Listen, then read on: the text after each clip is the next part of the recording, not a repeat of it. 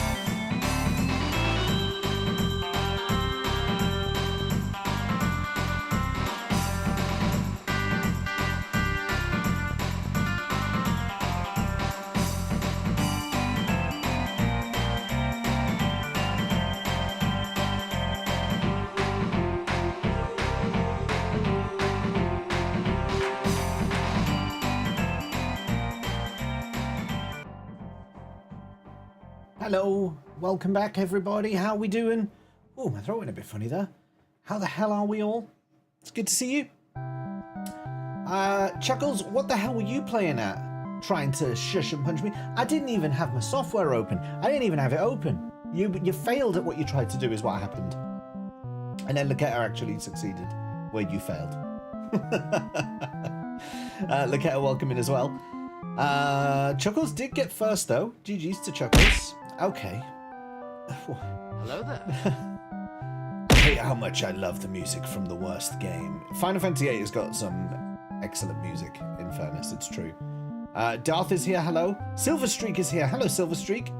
With those fine emotes. A proper rave.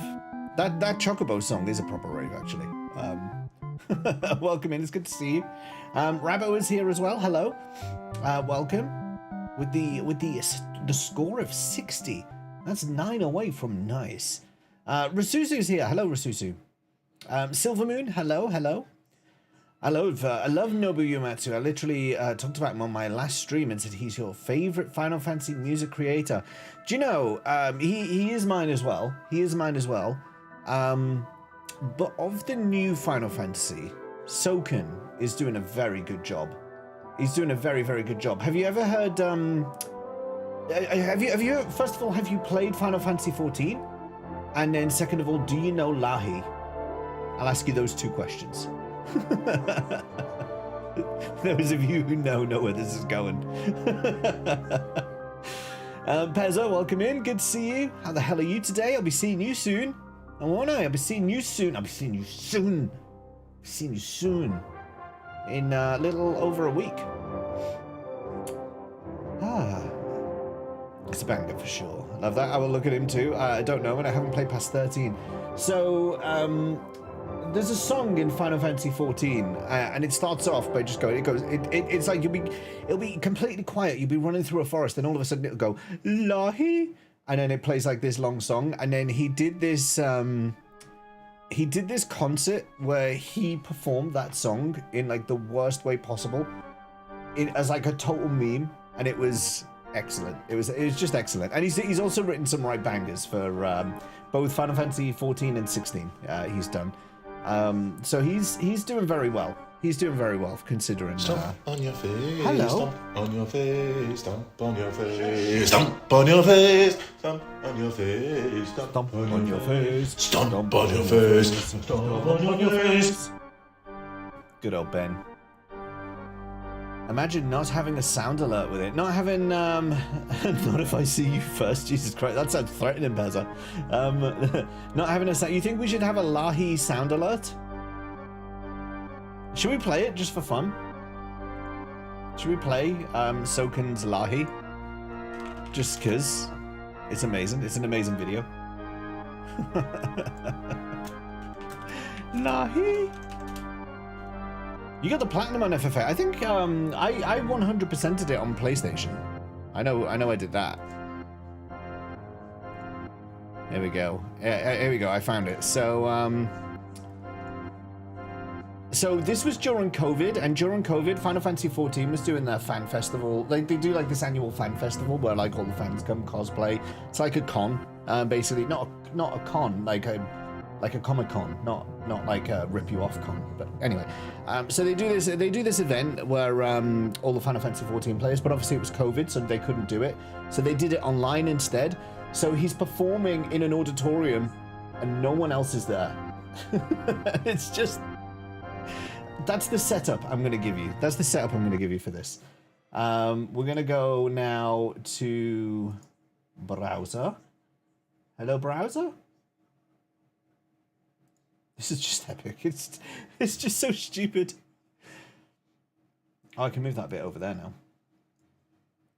Also need a sound alert of my L saying, parry it! Parry it! Let's put that about there.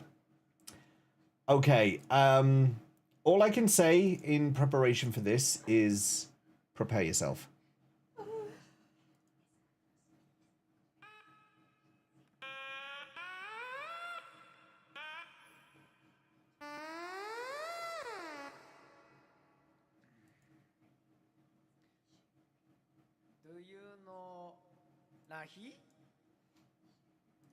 A face. A face.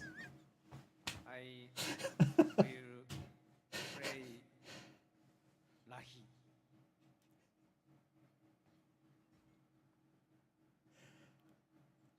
Music start.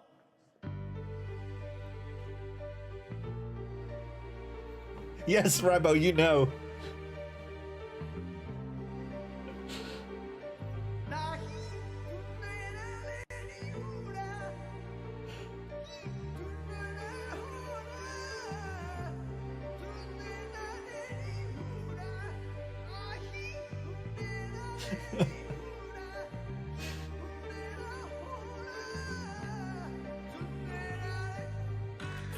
Look at her face.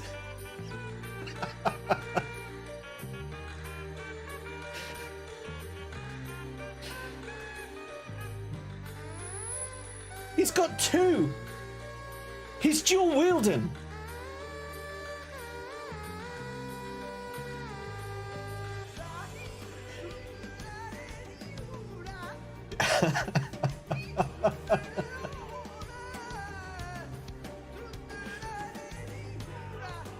Expect nothing less. This is just perfection.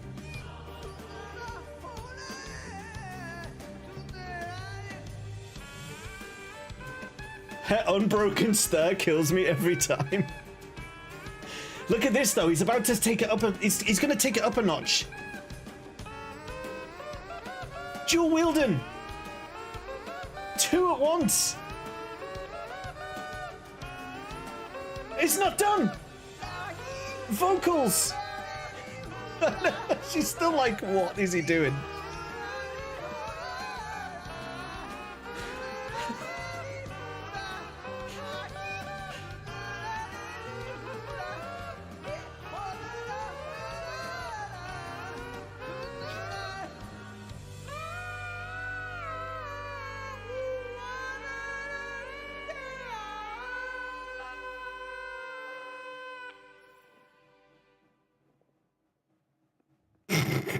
Why does he run away?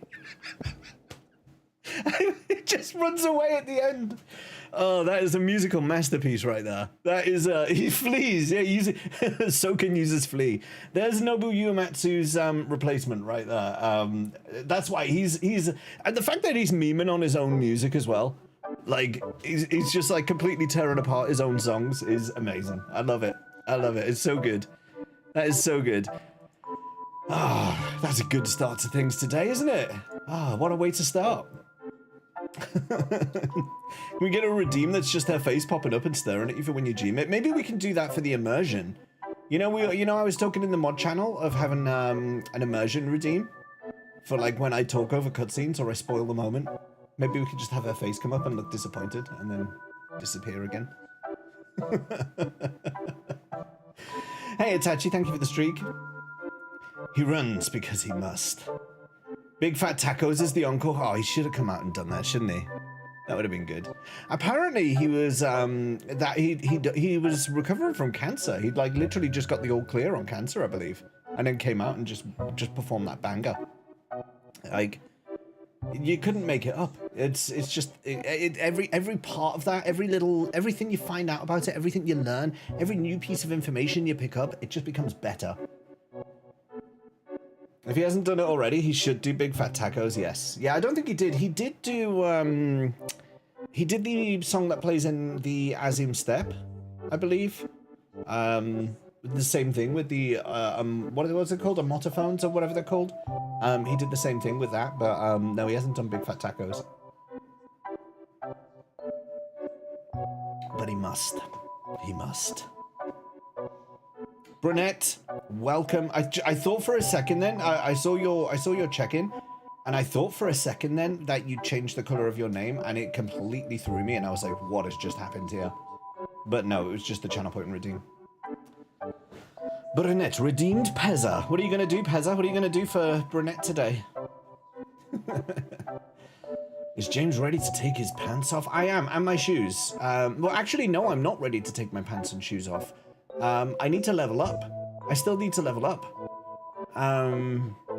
I need to find things that will give me XP to level up. Because until I do, I can't do it. I can't do the jump. Yeah, I've got to take my pants and shoes off, Brunette, in order to jump so I can wear my jacket.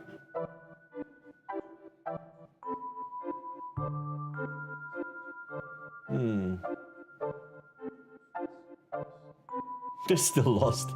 But the shirt stays on. Yeah, we're gonna Winnie the Pooh it, that's all. Makes sense.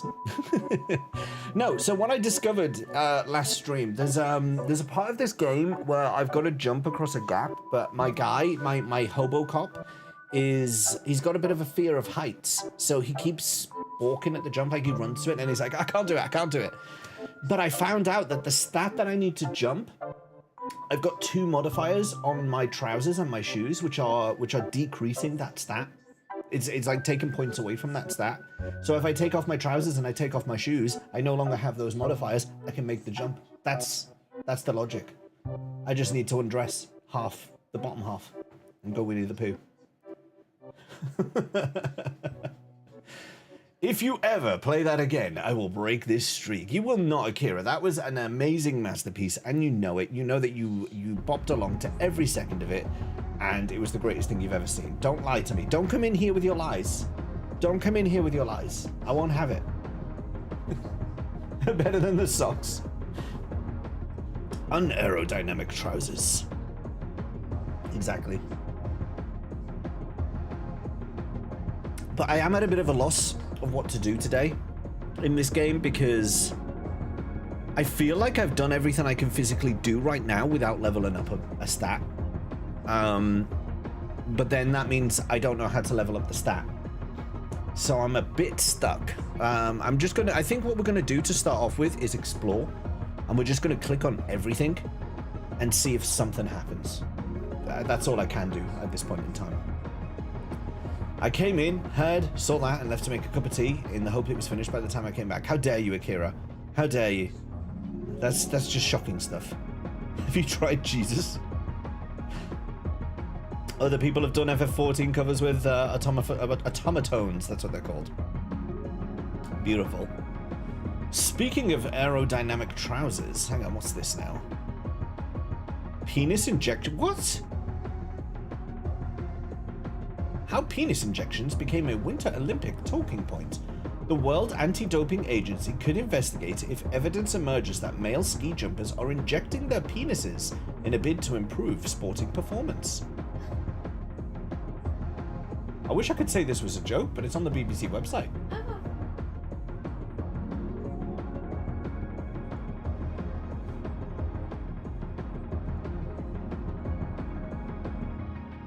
German newspaper Bild reported that jumpers were injecting their penises with hyaluronic acid before being measured for their suits, which is not banned in the sport, could be used to increase penis circumference by 1 or 2 centimeters. There you go. This would increase the surface area of their suits during the competition, which according to FIS, the International Ski and Snowboard Federation, could increase their flight. Oh, for crying out loud, really? Really? Every extra centimeter on a suit counts. If your suit has a 5% bigger surface area, you fly further. Then why don't they just get really tall people to do the ski jumps? Why don't they get someone who's like 6'5"? Or just get really fat. Or just get really fat, like that's what Vicky just said. Just get really fat. Like what? Wait, no, because what? No. No, I don't believe it. Why inject your penis? Why inject? I'm not even that. It's not worth it. It's not worth the extra. It's not worth it. It's not worth it. It's insane how that works. The lower center of gravity helps. Having the third leg is a boost, but the third leg is temporary. That's what they're saying. It's only for the fitting, and then they get a bigger suit. Perhaps steer midair. Let me grab my control stick. I don't think they're supposed to steer. I think they're supposed to go straight.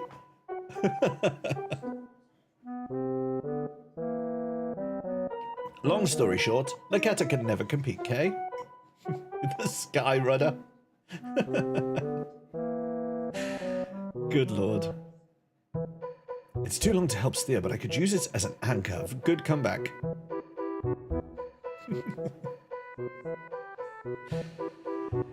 Oh, goodness. I think we'll get started pretty soon. I feel like we've got a lot to do today, and so I will probably get in relatively shortly, in the next 5 minutes or so. Because, yeah, I really want to... There's two reasons I want to start early. One, I don't want to be up till 2 in the morning again. I think it will kill me. Just saying. We're not going till 2 in the morning today. If we go to 2 in the morning again today, I'm gonna die tomorrow. It's that simple. And two, I've got a lot to do, so I need to crack on, I guess. Loketta statted up length but sacrificed girth. It's basically a 20-foot strawberry licorice. Oh my goodness.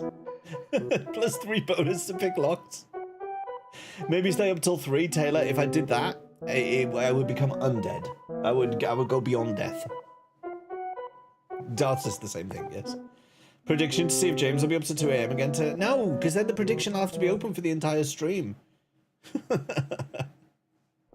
No. Zombie James for the win. Now, I've actually got an important call at work tomorrow, so I need to have some rest today. Not a good prediction because I'm biased and I want it to happen. It's true, he does. He does. He does. We might do this... I think we're going to be doing this on Saturday as well. Normally, of course, we'd be doing Final Fantasy 14 on Saturday. However, I believe we don't have a group. Oh, last I checked, we were short of members. I'm just going to check it now quickly. Yeah, we're still short of member. So it looks like we're not going ahead unless we get one more person come in which case we'll do more Disco Elysium on Saturday. But I'll keep you posted what's going on with that. Schedule didn't work? No, it's fine. It's fine. Don't worry. I'm certainly not short of a member. I'm not entertaining it. I'm not entertaining that. I'm just not doing it. I'm just not doing it. Okay, today I actually did the Twitch integration ahead of time, so the plugin should be working. You should be able to interact with the game today without me having to actually do anything. If someone wants to check, you should now be able to see my journal and stuff on the overlay plugins. And there will be options to vote and affect stats at various points during the playthrough. So let's just start talking to people and see what happens. Can I help you? No. There's no new conversation options there. Oh, hello, dear. No new conversation options there. Oh, there's a bread bin or something. What's that? The man ponders his cooking utensils and gives you a little nod, acknowledging your presence. Money! I do Thanks enjoy for the money. raid, Rays. And Reyes? welcome you 3 lovely people. You see, Reyes? Welcome the heck in. I would say, how was your stream today? But I was there. Causing the fear. Thank you for the raid. Nothing to say to you. You may find that we are not in the ads at the moment. Just calling that out there for you. behind the dockworkers, a ceiling height window. The hawthorn branches. Still can't get through there. Looks like It's just bad good the timing. circus left him, but the clowns are still here. Having a murder mystery night at the house. I'm not sure how much stream I'll see. Story mode. Oh, thank you for the reminder, Cobra. Oh my god, that was so loud. Wow, oh, I don't know if that was loud for you guys, but that just blasted my ears like you would not believe. Thank you for Crisco? the 23 long months of subscribing, Crisco Venerable. We're the ducks. Crisco. Where the ducks? There's no ducks to be found here. There's no ducks to be found. How you doing? Thank you for your comment on my YouTube short as well, by the way. And Cobra, welcome in too. And Silver Moon, of course, don't worry about that. Don't worry. Yeah. I hope you have a good time. That's what I'm hoping. I hope you have fun. Yes?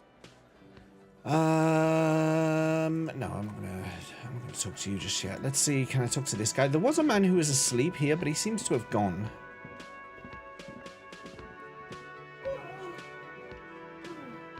Alerts seem louder to anyone else? Do they seem really loud? Let's carry my hobo bag and see if I can get any more bottles. Why can't I hold this?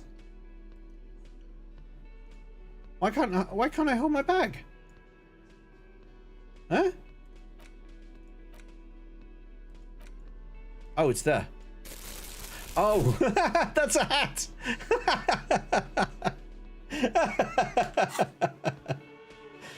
Oh, amazing. That was good. Very good. The search continues. Sarah Peach, you honked. Are you a duck? Are you trying to tell us that you are of some form of duck?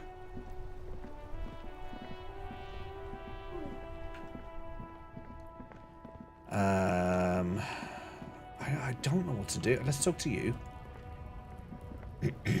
Looking for something, Hunt? Come to tell me to fuck off again? I know you've been giving me the runaround. Fess up! Where's the lady driver? I don't know what you're talking about. First you knew Silang didn't do it. He did something. He stole his employer's goods and another lorryman's job. You should be thankful for the tip. A goose is a duck. Just tell me, which one's a lorry? Listen up, fuckwits. You don't scare me. You cops don't run Revachol West. You don't run Martinez. You don't run anything. Welcome in. A goose is a goose. It's a duck.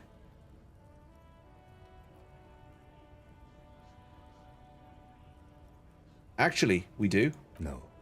He means La Puta Madre. A legendary, and not in a good way, crime boss from Jamrock. Controls what is probably the most powerful organized crime outfit in Revachol West. Do not betray me, Robo-Jables. I am now making it a fact. As far as I'm concerned, that's the way it is. Goose equals duck. Yeah, him. Kids, welcome. Good to see you.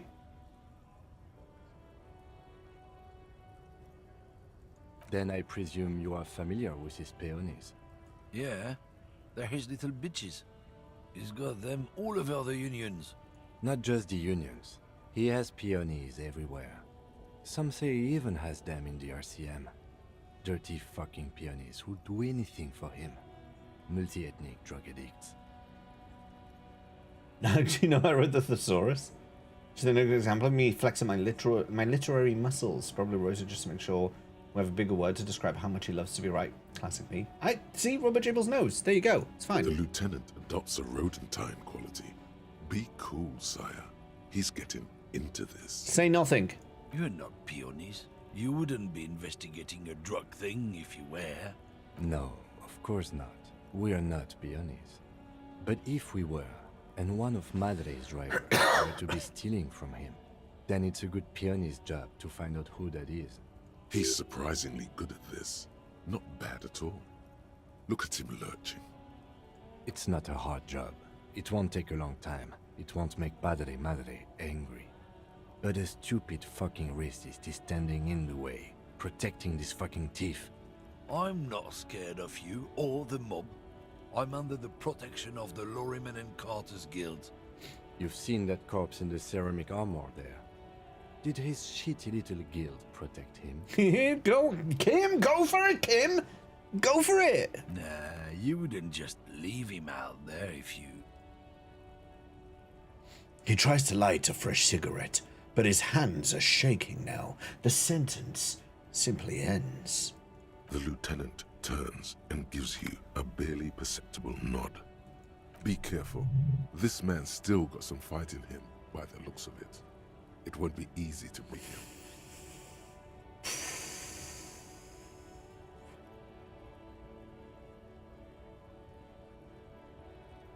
%28 is not good. Half light. Do I have any? I don't have enough. -1 to half-light? Well, that's not going to help. Maybe I'll put this jacket on.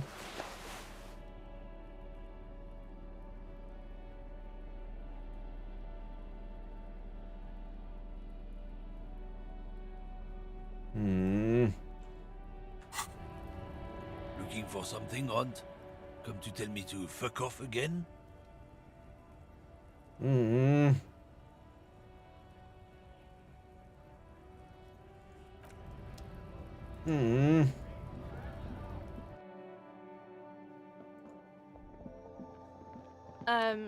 Is this about the questions again? Because I don't really know anything. Does Frit have a warehouse in the back of the Whirling in Rags? A warehouse? I don't know. Maybe. I don't really care what Frit does. This is important. What? Oh. She scrunches up her face into an expression of consummate adolescent skepticism. Fine. Frit doesn't have a warehouse. Just a little back room here. Okay?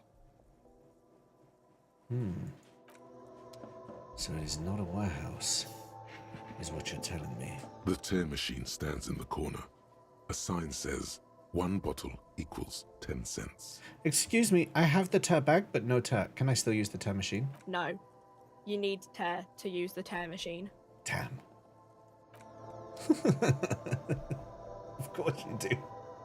Of course you do. Okay, so I've got nothing in there at the moment. I didn't know if I did or not.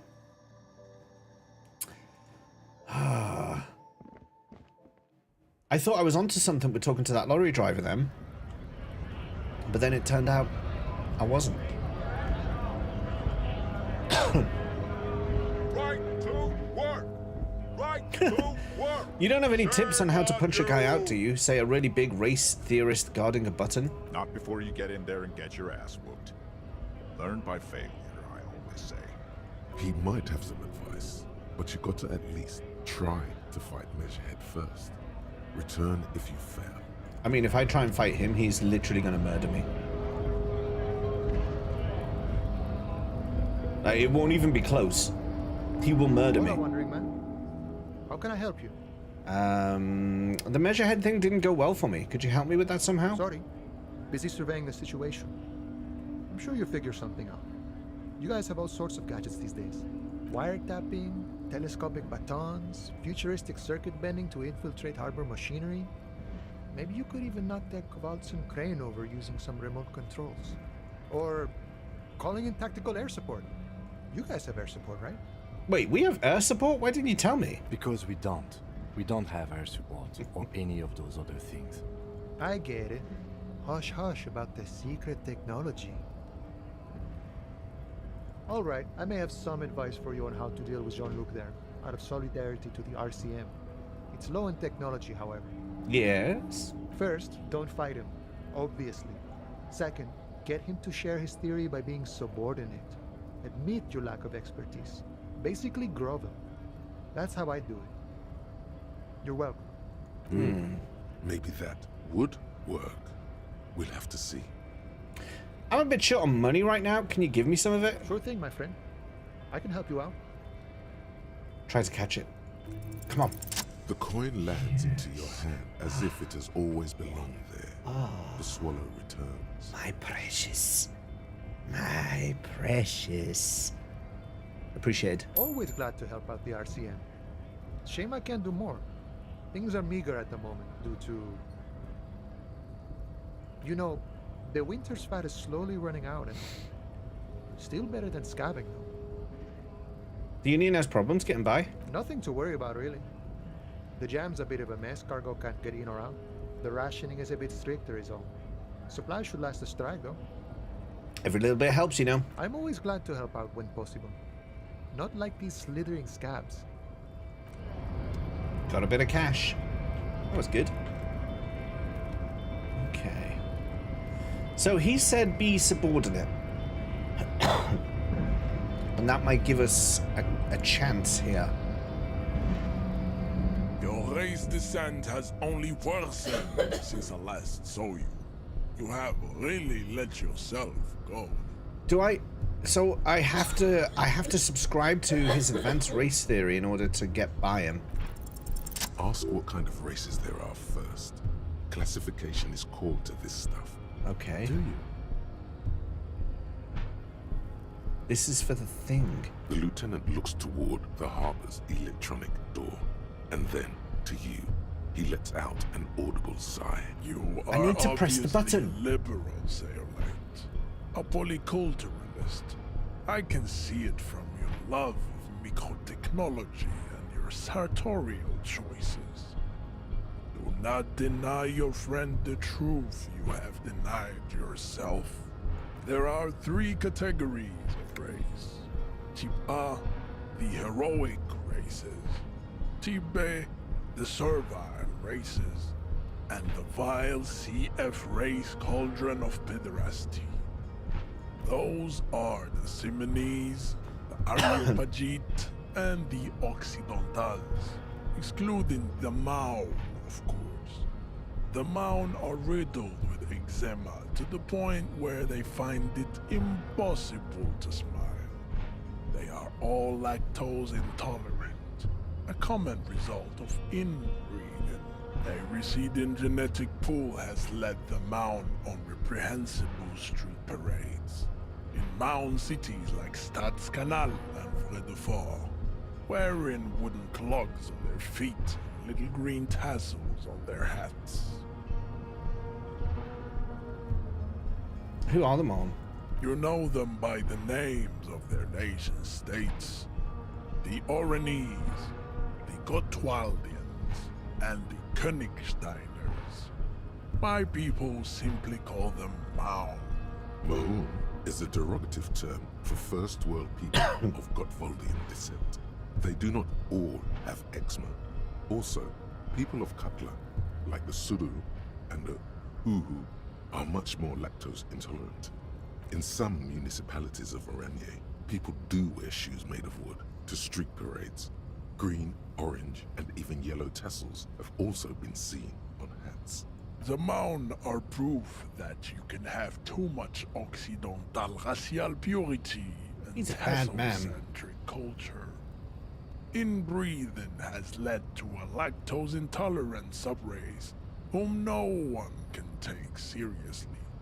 Colorful tassels are, let's be honest, not a good sartorial choice for this century. You might want to avoid wooden clogs too. The Vespertines and Messenians of Vesper and Messina, the ancient Meteorans of Meteo by the golden Pisantic Sea, the Suren of Sur-la-Clé, and even the North Königsteiners, all have type A race propensities. The other large Mondial civilization, the Mesk, are too yellow and oleaginous to count as a heroic race.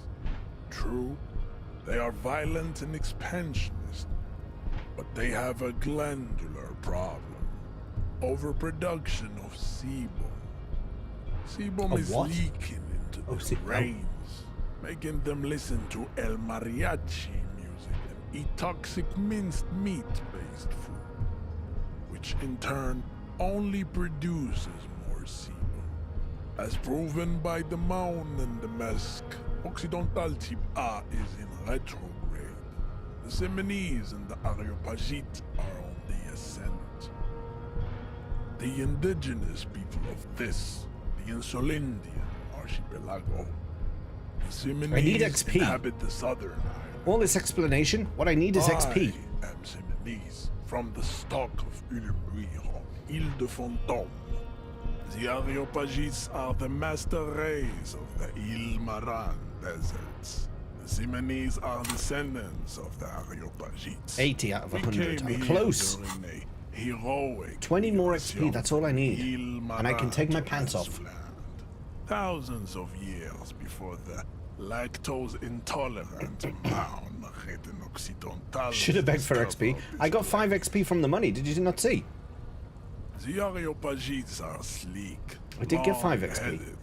The Simonese are powerful. I think it was because I passed the skill check. mesomorphic. The former is an immutable progenitor.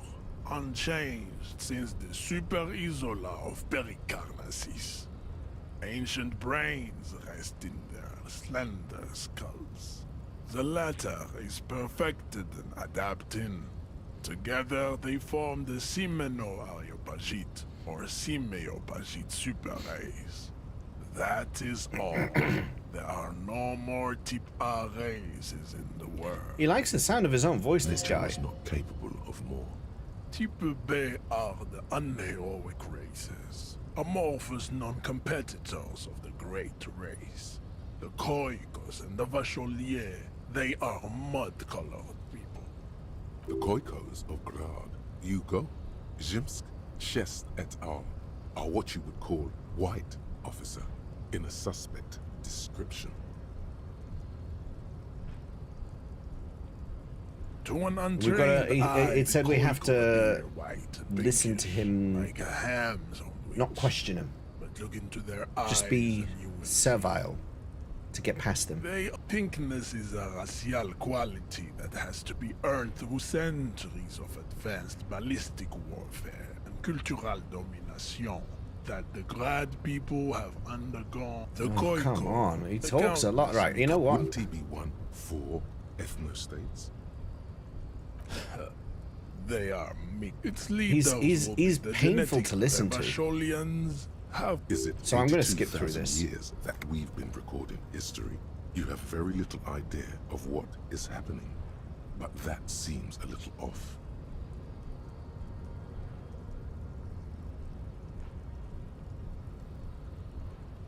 The revolution, enough of tips. The F. I've got nothing left in my journal. A failed chimeric experiment. Lesser races like the mosquito. That's what I checked at the end of last stream. Human beings produce genetically sterile offspring.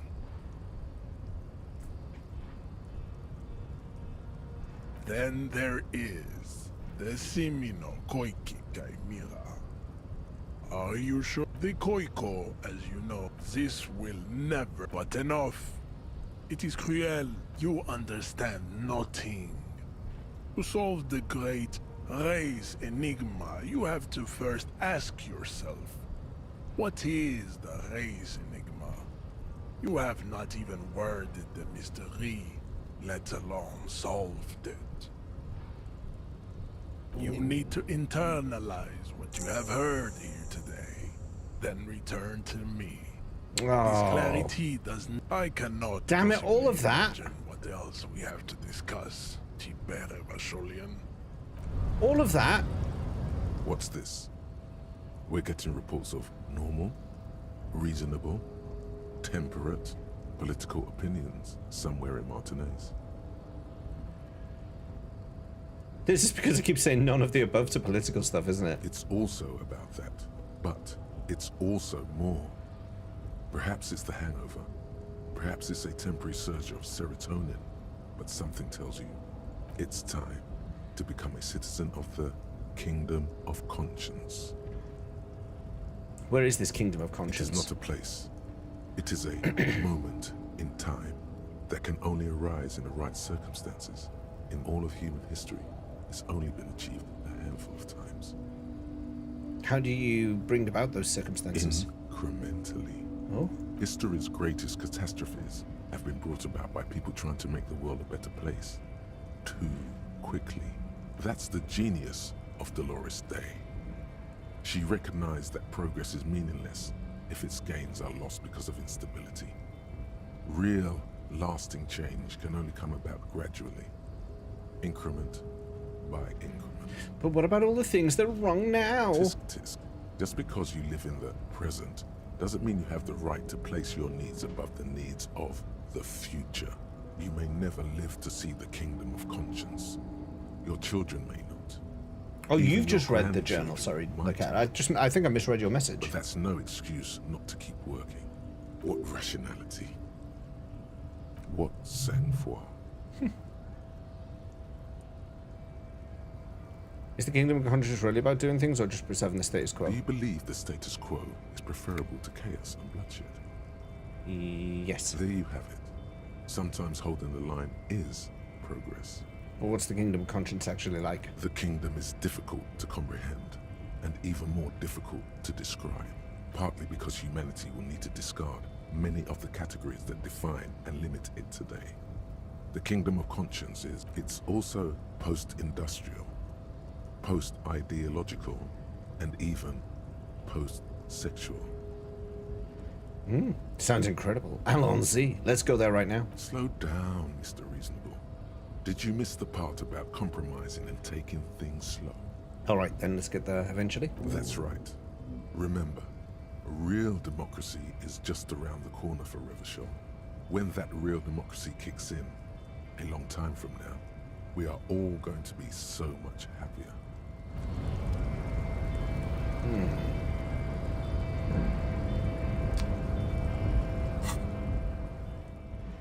Track down the gun. I've got to go to that apartment at 9 o'clock, but it's not that time yet. I can't get the boots off the feet until the body comes down. Can't get the armor pieces because that's across the water, so I've got to wait till Wednesday. Can't buy the trousers because they're too expensive. Can't sing the karaoke because I don't have the tape. Can't get into the secret passage. Searching for the call. I haven't been able to find them yet, so I've got to keep talking to people. Ask around about that tattoo. Same thing. Got to talk to people. Same thing about the clothes. Can't find my badge. Can't find a boule. Maybe the shop might have one. I'll have a look there in a minute. Can't get to the harbor yet because I can't do the jump. Can't find the gloves because that's across the water. That's on Wednesday. That's tomorrow. He's across the water as well. I can't prove my authority to him yet because my stats are too low. I haven't got my badge for Margaret Thatcher. Can't find the lady driver. That's what I'm working on now. The working class woman you met in front of the... yeah, that's across the water as well, so I can't do that. And then this needs internalization, which I don't have space for without another level up, which means I need another level up. So, yeah, I'm a bit stuck. That's why I'm talking to people, because I'm trying to find new avenues to investigate. A lot of the stuff that I need to do is got to be either tonight or tomorrow.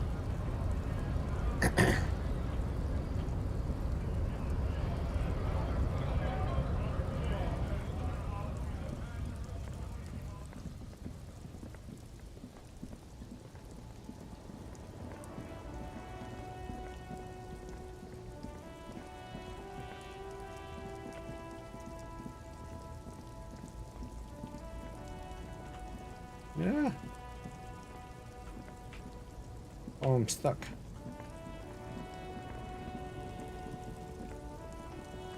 I'm gonna talk to her again.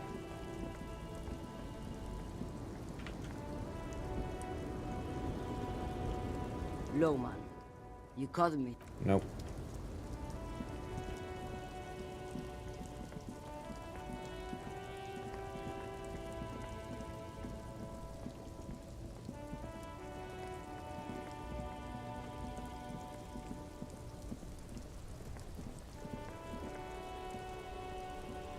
Stuck in the rain in a traffic jam, man. What's on your mind? If I did this, it said he's not going to be my friend anymore. And I don't even know if I have the stats to do it. Let's see what Kuno's been up to. I haven't spoken to him in a little while. I still don't know how to get up here either. I really want to get up here, but I've no idea how. Fuck, does Kuno care? 8%. Yeah, so Kuno doesn't fuck. Kuno don't care, as always. The man before you is... He's got nothing left to do.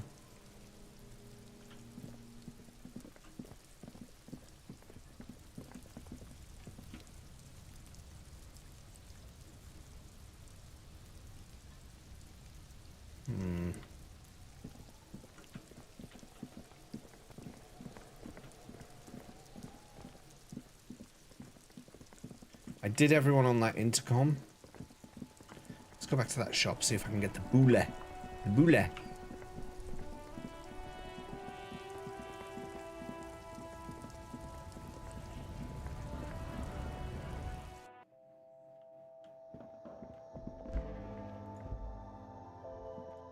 colorful display. Again, I'm obliged to inform you that both alcohol Red and wine, cigarettes vodka, damage your beer, health. cigarettes. You see several packaged raincoats fill a low shelf beneath a display of croissants and juice bottles. The raincoats are transparent. Raincoats. A small cabinet on the wall is filled with various medicine bottles, nasal sprays, and blister packs. They all bear the Saint Baptiste. I don't really know what hypnogamma. Nozafad heals +1 health. Dramine heals +3. Okay. Saint Baptiste. She is right. Saint Baptiste, the company, derives its name from Saint Baptiste.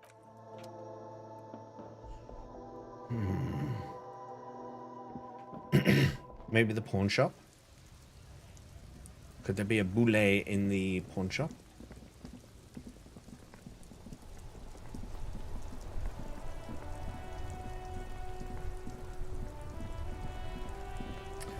Could there be a board game in the bookshop?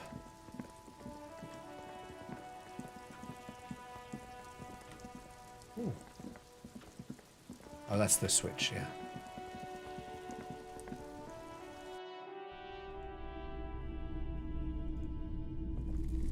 You see rows of toys. The boomboxes wait on the shelves, and your boombox, that gold and amber Harman Waushi, stares at you. $12. 12 real. A typical Martinez streetlight sits. Hello again. How can I help you? Do you have any recordings of the Col de Mama d'Aqua? The Col de Mama d'Aqua? Sorry, I would never have guessed that you were that interested in ultrasonic sounds. Or birds, for that matter.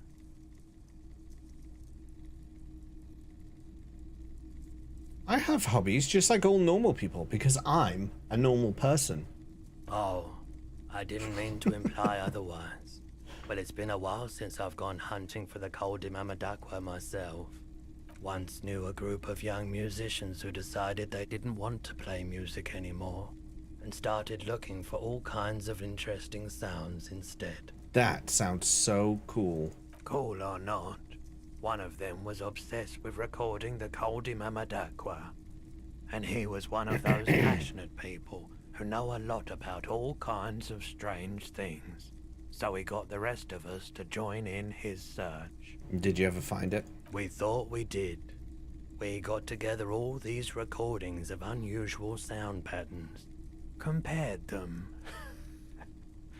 cut them up and combined them into the Symphonia Col de Mama d'Aqua. Can I listen to it?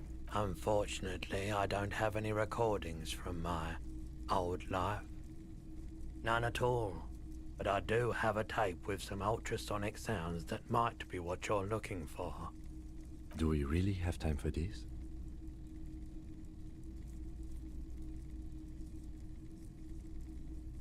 Spin that bird song. This recording comes from down the coast.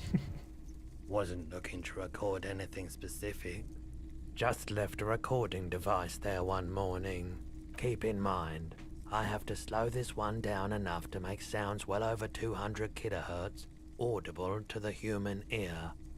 It will be strange. As the hum grows louder, modulating but always unnaturally uncomfortably low, like it's coming not from the speakers, but also from inside your chest. Breathing is becoming difficult. Not good, not good. You're about to start suffocating. You have to stop this. What? What do you mean? What? How did listening to a tape hurt me? There's a growing sense of dread. The sound is coming from inside you, but also surrounding you. It feels as though someone is standing just outside of your range of vision and watching you, doing this to you. It's Kim. He nods to you, reassuringly, just as more diverse, higher-pitched sounds, some random, some appearing to form patterns, hit your eardrums. Seabirds most likely, gulls and such. What's that? Gulls and skewers. But shh. How did I get hurt by listening? A low range of sounds is easier to handle with a focal point, but still troubling. You are mesmerized by the sounds, but also feel nausea welling up as the motif continues, then begins to recede, dissolving in what must be the sound of water lapping You're at a the mess. It's true. You know, now that I've listened 5 to it on XP. these new speakers, it's not the cold Mamadakwa. Wrong patterns, wrong photons. Probably some insect trying to sing higher than its predators can hear. Still, fascinating, aren't they? Early morning sounds. Okay. There's no boule in here. Bookshop. You know, we could rip the curtain open in the bookshop. I've been trying to not do that, but oh, I could talk to these old guys as well who are playing boules. The one I shot putted. See if they've got anything to say. I have really outdone myself. Yes, that's what you need, Gaston. More padding on that fat ass of yours. I hope your heart gives out. René, it's a little pleasures. Life doesn't need to be a struggle. Could you guys give me 15 XP? Hello, officer. How might I be of assistance on this fine day? Tell me, what do you know about the dead man? Let me think. I heard someone was hanged and left on a tree for a week. But that's all I know, really. Really? You know absolutely nothing? No, officers, I'm sorry. And I really would like to assist. You are both good guys. I can see that. Then help them, you wimp. You have plenty of shoulder with the ghost caviar in the Union. Someone must know something.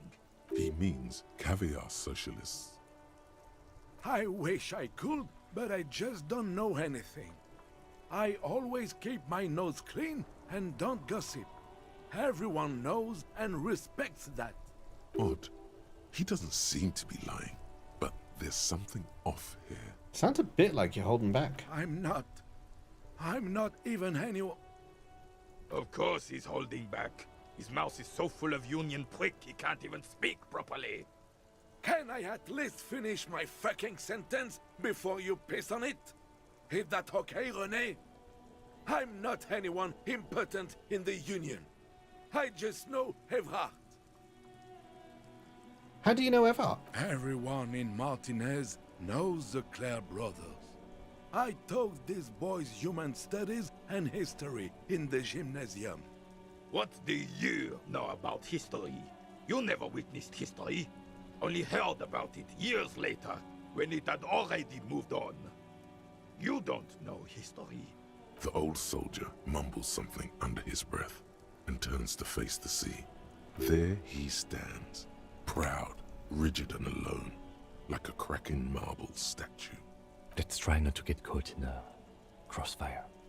Lest we leave riddled with bullet holes. This animosity is ancient. Are you a Union member? Oh, in many ways, yes. Like an honorary member. I attend meetings and parties, help with little things. Evrard, Edgar, and the older debarders all know me. In many ways. Oh, yes. So you're not an actual member? Not in the technical sense. I don't have a vote or a membership card, but Evrard keeps me on the payroll, just for the little things. So that's what it was 5 XP. before. Him hiding something. He tries to make it look like he's a big deal in the Union, and now the illusion is disintegrating before your and René's eyes. He doesn't know anything, because no one tells him anything. He's an outsider. Of course he's not a member. He's not a member of anything. I knew that. He's a Weservein. Turns to where the wind blows and tries to look important. I hate the socialist rabble, but even siding with them is better than living your entire life on the fence, never committing to anything. Pick a damn side already. What are the little things you do for Everard? Writing work mostly. Occasionally, he needs something written, and I happen to have a way with words, people say. What kind of things do you write for him? Oh, nothing official, I assure you. Just essays for the newspapers. About Martinez and how things are and how they could be. Everard and I have these long talks where... Well, he tells his little pen man exactly what to say. It's commie propaganda, plain and simple. You should be ashamed of yourself. Are you a caviar socialist? I don't even consider myself a regular socialist. Politics is not really something I involve myself in, officer. How can you write those newspaper pieces if you're not political? Officer, I have a vivid imagination.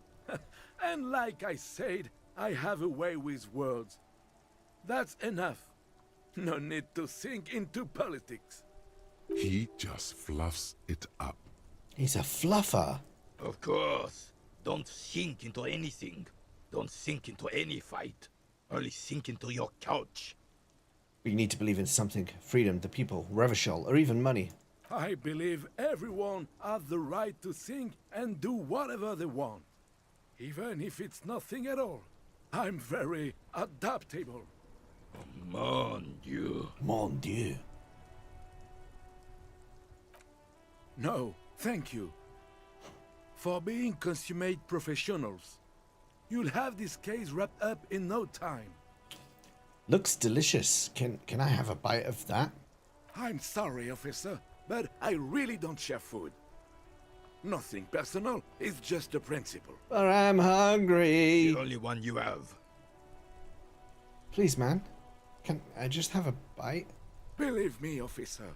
I wish I could help you, but I need this sandwich to keep my blood sugar stable.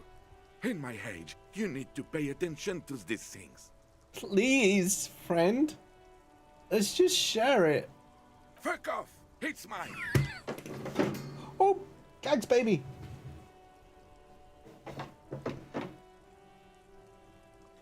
Oh, gags, baby, no.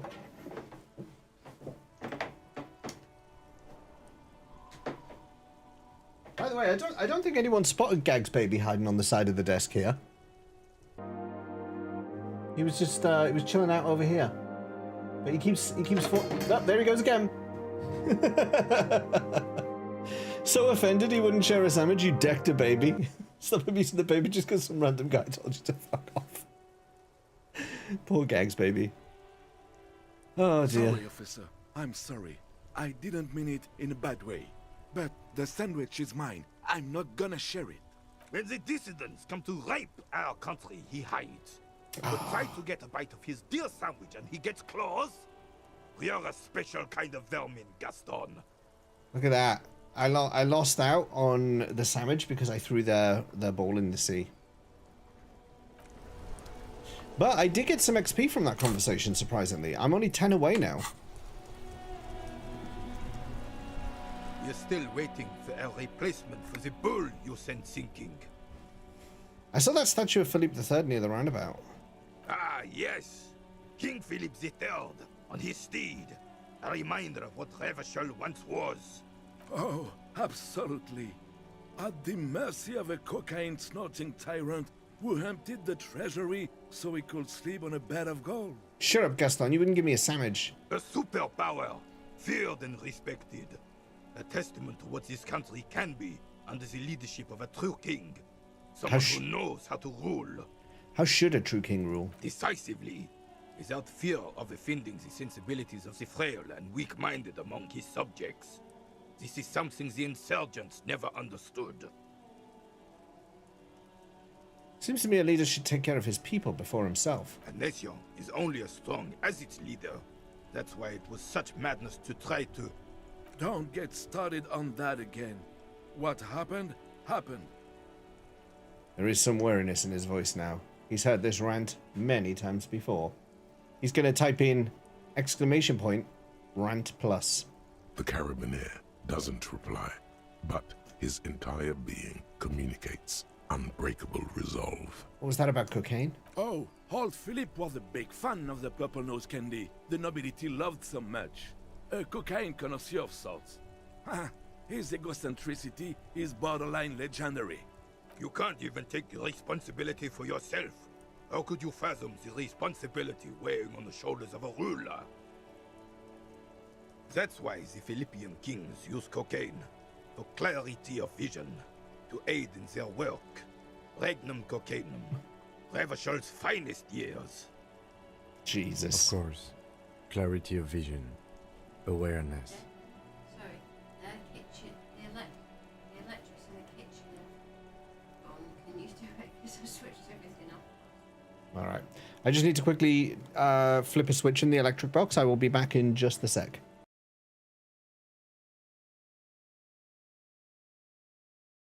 Please don't crash.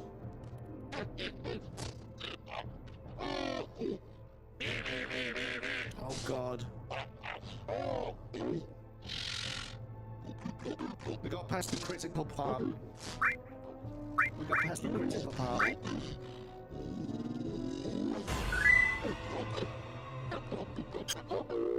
Please don't crash.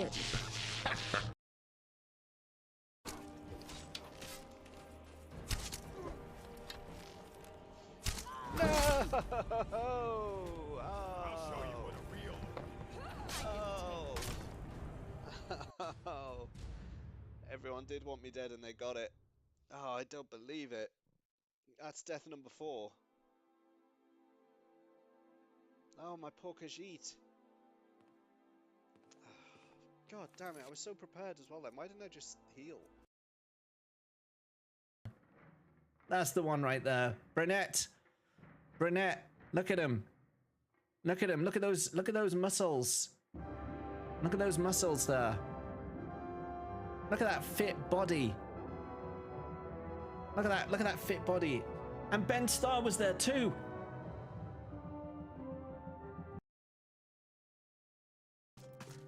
Don't mind me, world-class traitor apparently. You all tried to fight me, but don't worry about it. I'm just going to wander in here and just stroll into the Queen's bedroom that you've all been keeping secretly asleep here. Don't worry about me, it's fine. I mean, you're only the paladins who are supposed to be charged with protecting her, but you know, whatever. You haven't seen her in months, but it's fine. Don't worry, I'm just going to go and stroll in. Don't worry about it, it's fine.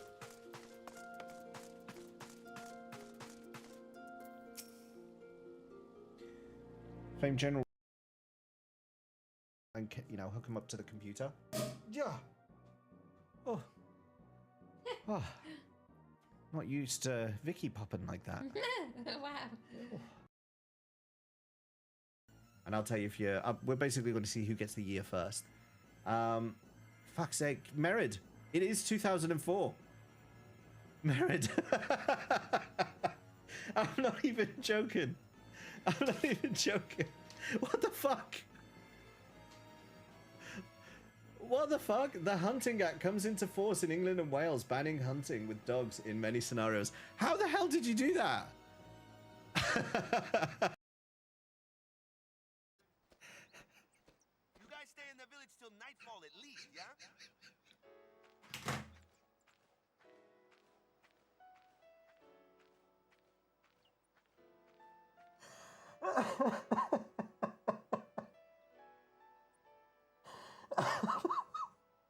Oh, I'm going to be laughing about this for days.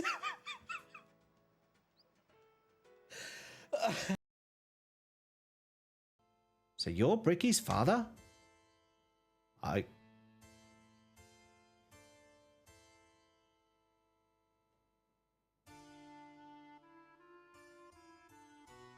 Pezzo, would you like to explain yourself to the rest of the group? Would you like to explain your actions to everyone else here and explain to them why I can't read this right now? I mean, it's RNG. Now you're the best looking guy in the room. You can see the cells are just numbers. Like this is 250 brightness, this is 249 brightness, this is 249, 230, 211, and they're just red, green, blue cells. They're just red, green, and blue cells at different brightnesses all the way through. That's all this is. Multiple cells at different brightnesses, and then if you zoom out far enough. If you zoom out far enough. We did not blow up the house. It's fine. It's fine. Okay, let's continue this conversation. We want XP, please. Philippe III was even brought into this world with the help of cocaine. The court made him administer the dose to his mother when she was in labor, and it is well known that with the help of cocaine, only the purest, of course, he was able to connect with higher realms. Higher realms. Of course, it all makes sense. He's just making excuses for the king's habits, isn't he?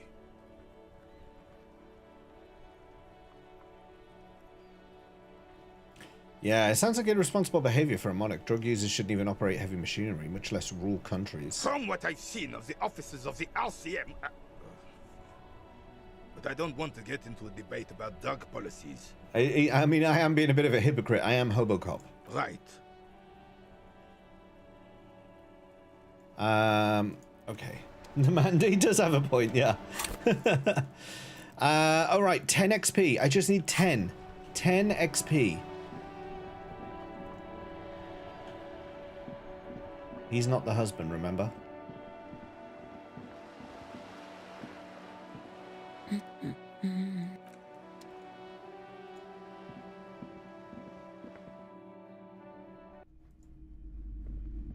Hello again, esteemed officer. Do you have any boulets in here? A small mountain of colorful board game boxes. There are numerous types of games for all ages. A lot of shelf space seems to be taken up by Wirral-related merchandise.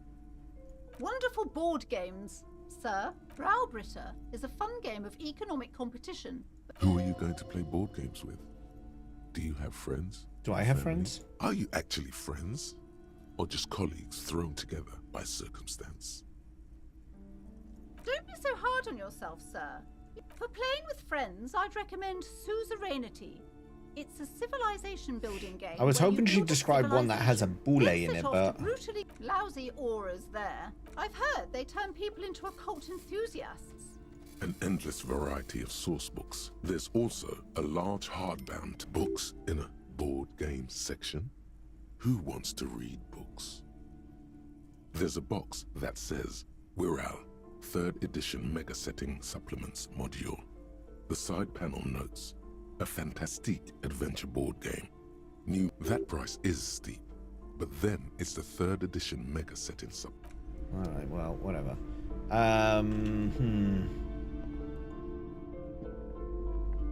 Hi, Ace Detective. Are you here for more books? I could try this. It's 42%. Suggestion. Let me just see if I've got any clothing that helps with suggestion. I don't think... Oh, +1 suggestion.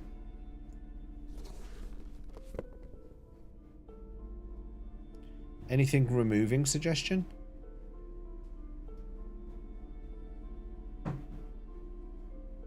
Shirt? I've got to take my shirt off. Let's be a physical instrument. Looking dapper, exactly. Can you show us what Clippy gives too? Clippy? Who's Clippy?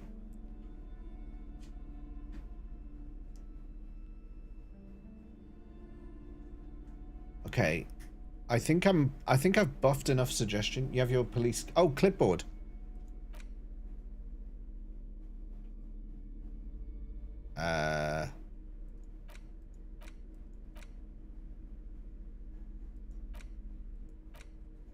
Where is it? Ah, yeah. Oh, yeah, +1 inlet. Oh, I didn't know that had stats attached to it.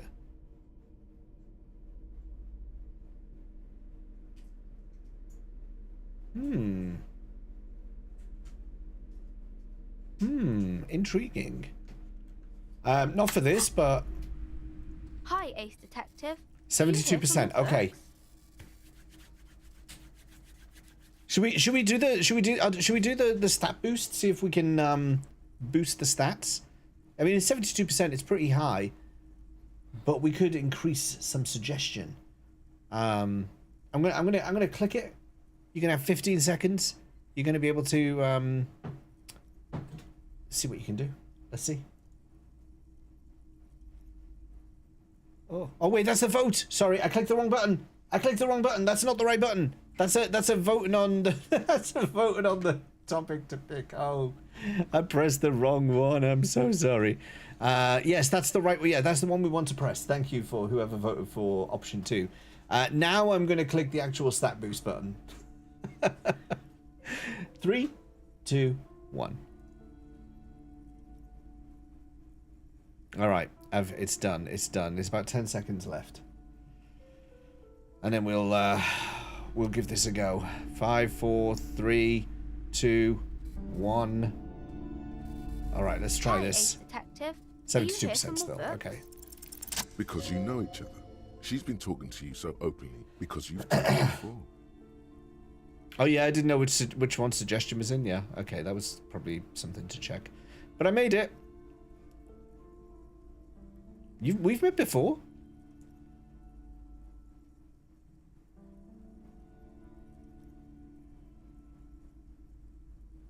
Yes, I used to stand out there all the time, before Mother told me to focus on my homework. You've been running around all week without your shirt on, sir, apologising to everyone. I don't really understand what you've done wrong. Did I ever talk to you? Of course, you've stopped by a few times. You certainly look better than the last time I saw you. Thanks, I'm trying. Yeah, I can see. You don't have party eyes anymore. Party eyes. Yes, of course. That makes sense. Oh no, party eyes? You know, like a cat in the dark, all big and wide-eyed. It certainly looks odd on a man.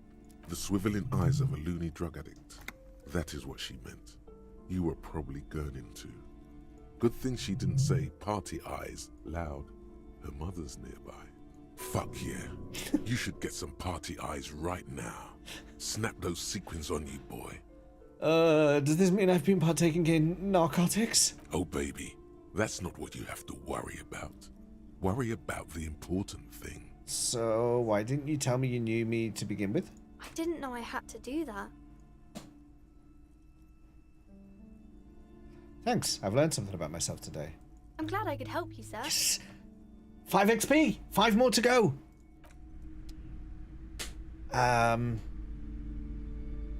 Okay. Like, that's still an option.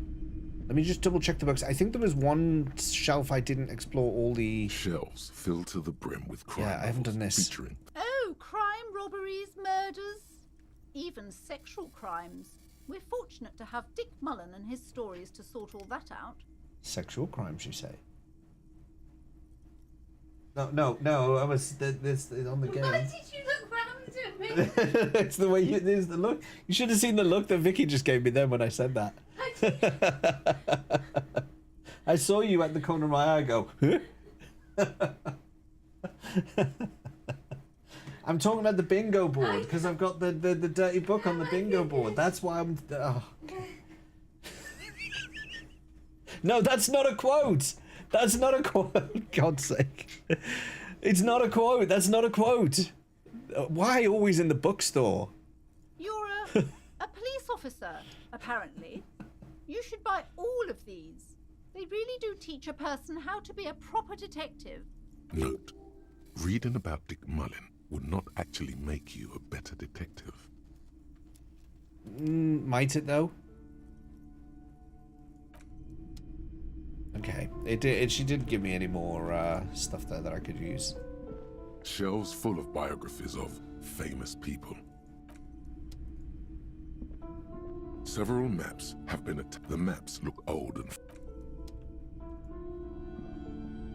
This bookstore is not strictly about crime, romance, and bio... Sir, please, no browsing in that shelf. That wisdom is not for free. I can't have you end up, like, opening a police store next door and stealing my customers. Oh no!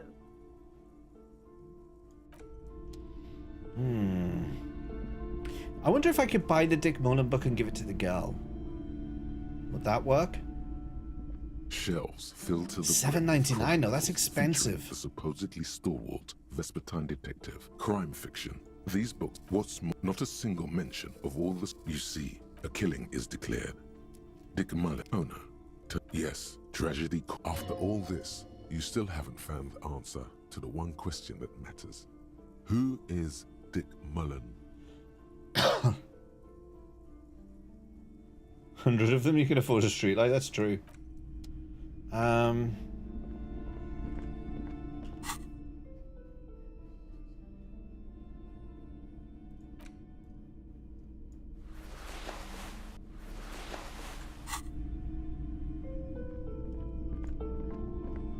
The curtains, tattered with age and covered in dust. Nothing. Now please go back to Brad. She speaks almost oddly enough. The more she tries to draw you away from the curtains, the more alluring they become.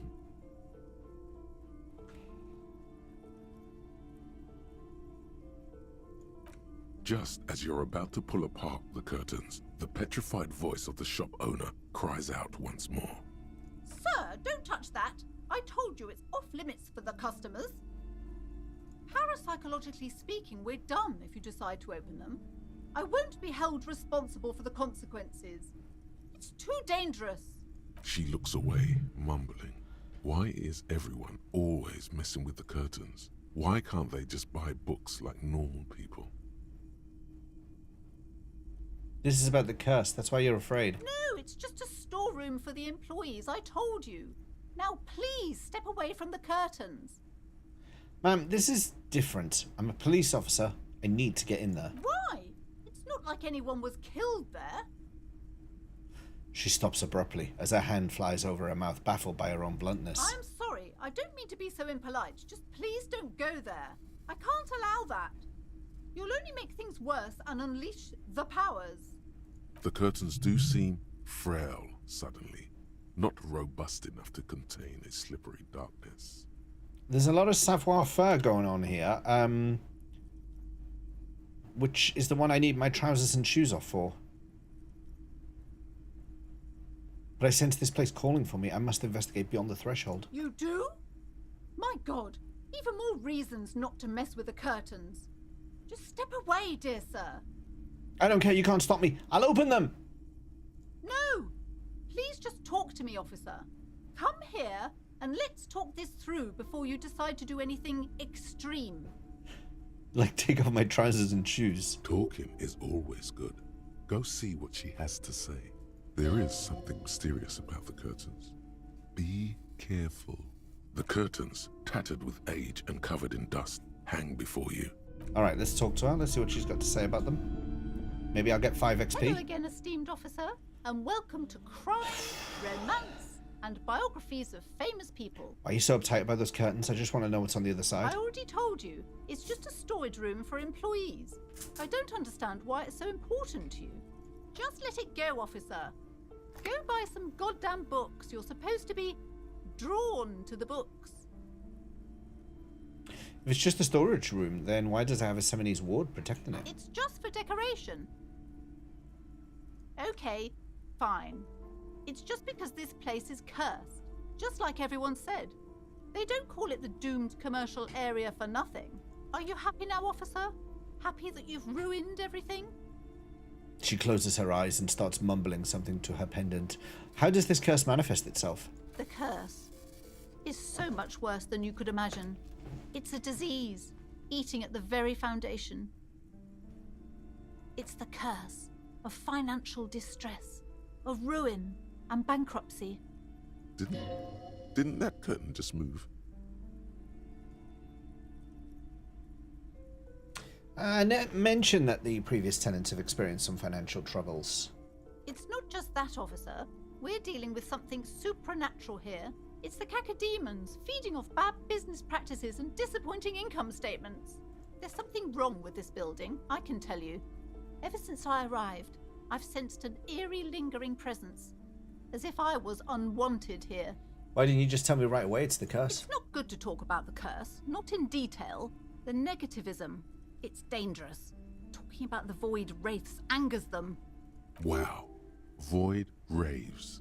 You have new words. Have you sought help from anyone? Yes, I've contacted numerous parapsychologists and even a pair of Simonese mediators. They provided me with the wards. The wards help to keep the doom at bay and protect us against the darkness that lies further in the building. even though now I fear it's not enough. Is your pendant part of the wards as well? Oh, this?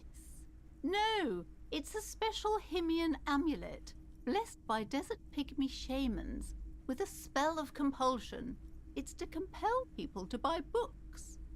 There are numerous spells cast throughout the store. I had the books anointed with a different inducement spell, for example. It's guaranteed to boost sales 15%. Panic, Merit, welcome in. Desert pygmy shamans. That sounds like a rather questionable way to describe a group of people. Doesn't seem like the spell is working. There are no customers around except you.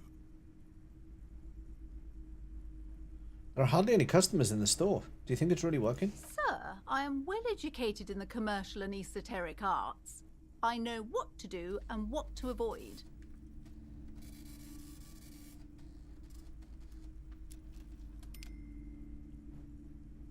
Have you ever thought about a sale? Maybe this could lure in some customers. Discount my wares? I can see, sir, that you don't value books very highly. I know, I don't want to pay the full price, that's why. Besides, this would only tempt the phantoms of doom. They can sense the desperation, you know.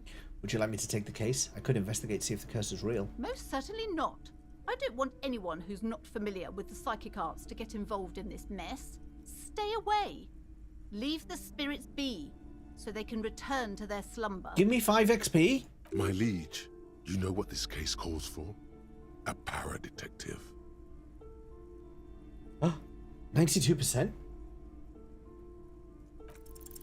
Slither up to her, you silver-tongued fiend.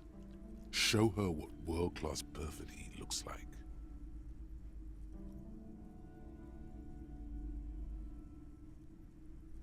Ma'am, I've come here... Well, what if I don't want to lie? You're not lying. You're giving her peace of mind. The means are thus justified. Ma'am, I came here to help. I've handled paranatural situations before. Are you sure? Don't think I haven't seen charlatans before. I sense the psychic emanations from afar. The sleeper beyond calls out. I'm not sure I can trust your claims. Honestly, you look like a bit of a drinker. I'm sorry for being so blunt, but... The lieutenant keeps his usual stony calm. He silently picks out his notebook.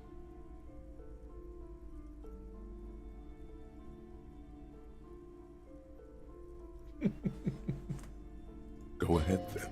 Rock her world, he thinks. I'll compose some notes. I admit, I've had my share of drinks, but only because the spectral realm is parapsychologically taxing. How do you know all this? Here we go. Your wards brought me here in the first place. The Seminese blood also runs through me. You're part Seminese. Oh, it means our meeting couldn't have been mere chance. The hand of fate guides us. But I am not the only one at risk. I have to think of my daughter. You are certain you can help us? Keep us safe? I can't allow any collateral damage to hit us. That's my partner Kim. He'll vouch for me. Oh, He's not been listening? You put him on the spot? Certainly so, ma'am. I can assure you my Kim, partner pay is attention. eminent in this particular field. If you promise, good officer, then you might be our last hope. Do you swear it? On my honor. Thank you, sir. There's one more thing I haven't told you about yet. The entity. Do not act surprised. You know of these things, sire. The entity? Yes, a malignant entity that lives inside the chimney. It takes the form of a woman. A witch, most likely. She or it must be connected to the curse somehow. Hey, Sam. Welcome in. Hello, team. Chimney.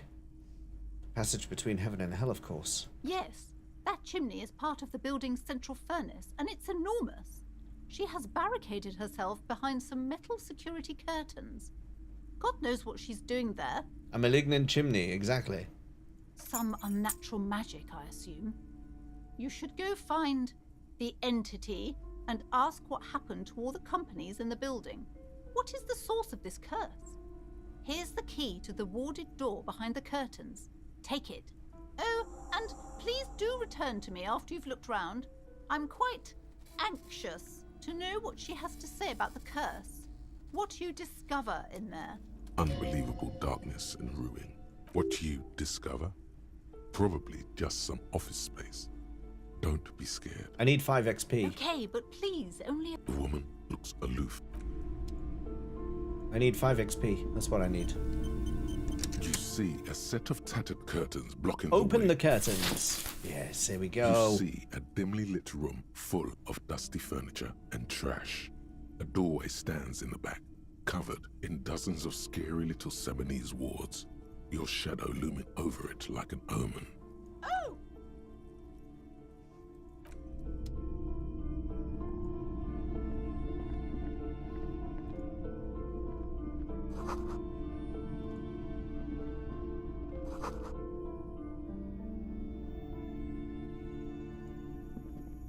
A heavy door with a missing handle stands before you, covered in dozens, if not hundreds, of Seminese trinkets and charms. It appears to be locked. Hey, new chills, welcome in. Welcome in. After exerting some force, you manage to turn the key. It's eerily silent. The I got my door level up. slides slightly open. It's time to take off the letting trousers. A draft of cold air into the room. After we've done this, though. Open the door and enter. Is that a boule?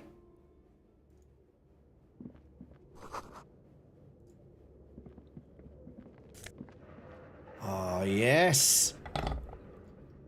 That's another quest done.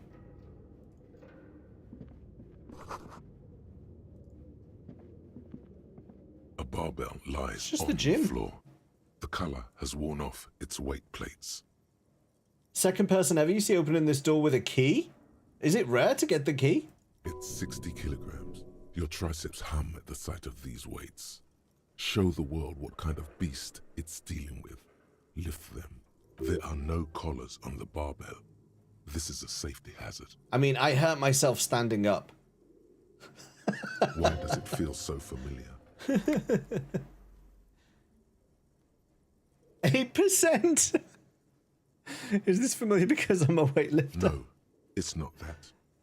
It's the stale smell of rubber, the squeaky sound of sneakers, your bruised knee against the mat, and a whistle. Then the feeling is gone. It's just a memory from another life.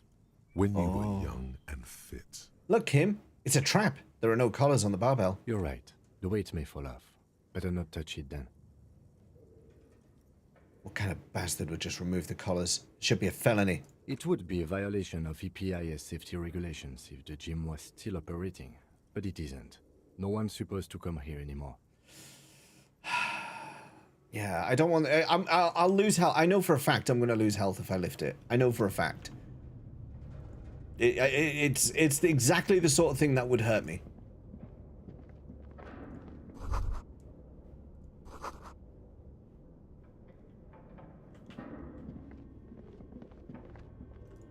Well, hang on. Is that it?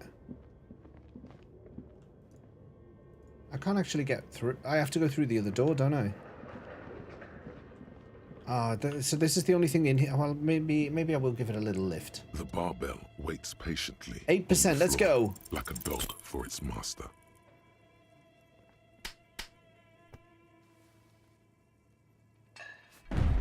I knew it! I knew it was going to hurt me. You managed to hoist it off the ground, but the barbell feels wobbly and dangerous. Your hands slick with sweat. Turns out Kim wants a word. Just an old man with bad form. Oh no, I'm an old man with bad form. See? See? This place is cursed. Seems like I'm a little out of shape, or maybe these gloves just suck. Proper weightlifting gloves would definitely afford a better grip. Thanks for your understanding there, Kim. Right, let's go do the jump. The jump that we've been unable to do. The jump that we've attempted 3 times and failed 3 times. It's time to jump.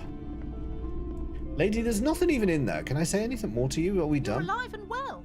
Don't keep me waiting now. What's in there? In that dark sarcophagus? The dark sarcophagus. Yes, yes. How was it? Tell her how ghastly it was. You know it's what she wants to hear. It was a charnel house of failed business enterprises leeching life energy from this bookstore. I knew it. Oh, such horrors that have been thrust upon us. I will take off my pants and shoes. That's exactly what I'm about to do, New Chills. But what else did you find? Did anything survive? No. I'm gonna Winnie the Pooh this thing. Have you located the entity? You don't have anything of substance to tell her until you found that entity of hers. Yeah, this is a completely... Yeah, I'm going in completely blind. I didn't even know what type of the game this was when I started it. It's been quite an adventure. Did I try fighting the big guy? No, I didn't. My stats... I think you can see my stats on the overlay, but I'll quickly show you them here. I put my stats into intellect, and I've put most of my level up points into intellect as well. I am not a very physical character. In fact, when I met the big guy, I chose the option to like square up and look buff, and I took health damage from I took health damage from standing. So no, I did not try to fight the big guy because I fear he will actually murder me. I don't think I'm going to survive. Do you do Chadley's VR mission? I did not do Chadley's VR mission. He is banned from this game. Right then. Okay, we want to go up here.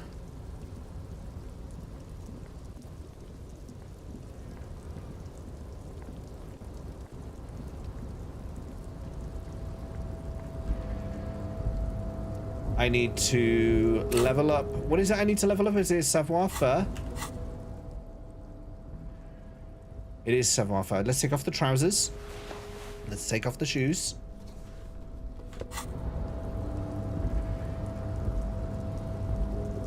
A tarpaulin cloak is still caught on the railing. No one has claimed it. Yeah, savoir-faire.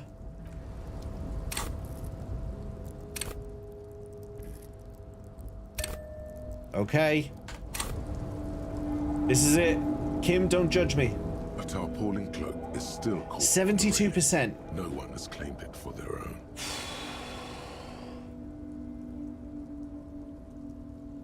That's pretty high. I'm gonna do it. Okay, let's do it. Let's do it. Let's. Oh, you think we should? Okay, yeah. I'll do the chat thing as well. I'll do the chat thing. So if you've got the overlay up on the stream, there's going to be a thing come up in a minute. It's going to give you the option to affect my stats. I need Motorix savoir-faire. That's what we're working on here. So I'm going to click the button. You'll have 15 seconds only to do this. Go. It's begun. The timer has begun. 10 seconds left.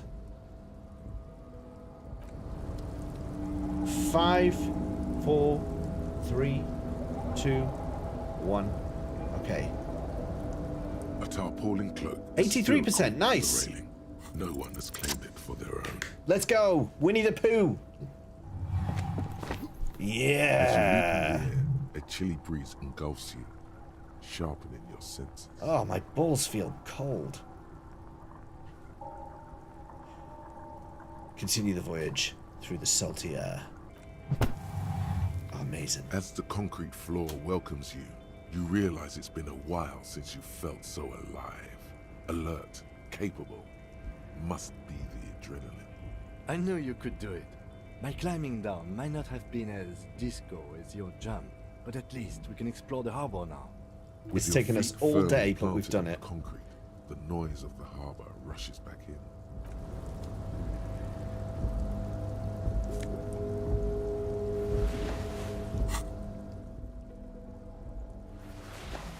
Put my trousers back on. +1 shivers? What does shivers do? Raise the hair on the back of your neck, tune into the city. Ah. Okay.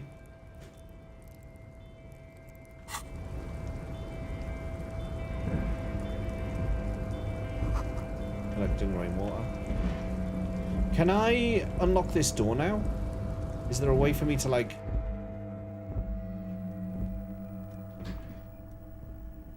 An imposing combination of a punch clock and a payphone is looking down at you from the wall. A note on the side says, "Tokens unavailable due to strike. Use change."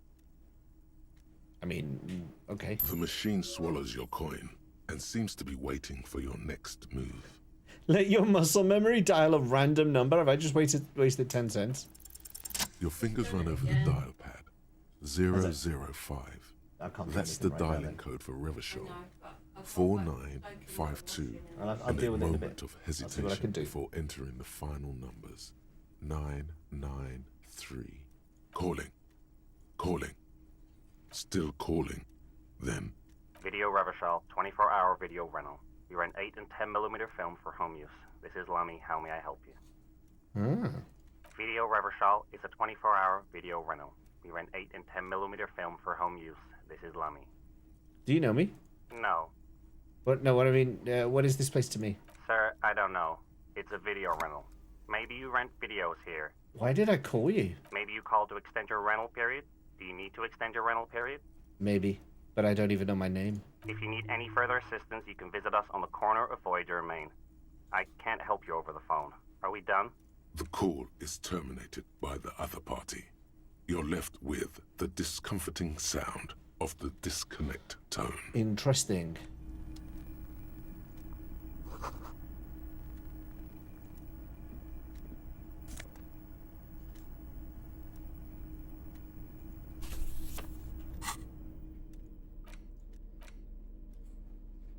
The front of this quarterly journal features a large satirical portrait of the late King Friesel. From the sides of his head, a pair of white antlers spread to the corners of the cover. Why Friesel? Because Friesel was incompetent, foolish, and cruel. In short, the embodiment of everything the communards wished to overthrow. It's satire, you see. To your disappointment, there aren't any full-color pictures to direct your attention. Just column after column of closely set text, interrupted occasionally by little doodles in black and white. After rifling the pages with your thumb several times, you return to the table of contents. The magazine is divided into several sections: international developments, Kunst und Kultur, and local concerns. Just inside the cover, there's also an editor's note. Read the editor's note. Comrade, as you know, this journal takes its name from Mazov's immortal expression, Du cristal a la fumée. This was his way of describing the way the rigid, crystalline structures of capitalist ideology turn to smoke under communism. But, like the structures of capitalist ideology, we too are at risk of going a la fumée. Unlike many publications which are content to spoon-feed their readers reassuring drivel, La Fumée is committed to telling the radical truth, even when that truth may drive away potential subscribers. Only 4 issues in, and it sounds like they've already alienated their readership. So please, if you value our radical Mazovian perspective on contemporary politics, culture, and international affairs, please consider subscribing today. Kim. Yours in struggle, the editors. I think this is a communist magazine. What do you expect? It was laying around the office of the Debarders Union. They're probably bankrolling the thing. You flip back to the front of the magazine. The table of contents unfolds before you. Sends in money so we can take down patilism. Catch up on the international developments. This What's going on in the world? includes a long, tedious critique of the latest round of free trade negotiations between the EPIS nations and the Free State of Semenine. You also skip over an article about heavy fuel oil smuggling along the Messina border, something about bear wrestling in Samara, book riots in Yugograd. Face it, you really aren't interested in foreign affairs. You're not even sure where most of these countries are. You flip back to the front of the magazine. The table of contents unfolds before you. What is Kunst und Kultur? It takes a moment, but gradually it dawns on you that Kunst und Kultur must mean arts and culture. Why they decided to title this one section in Volda is beyond you. It evokes a sense of recognition and fellowship among those privileged enough to understand.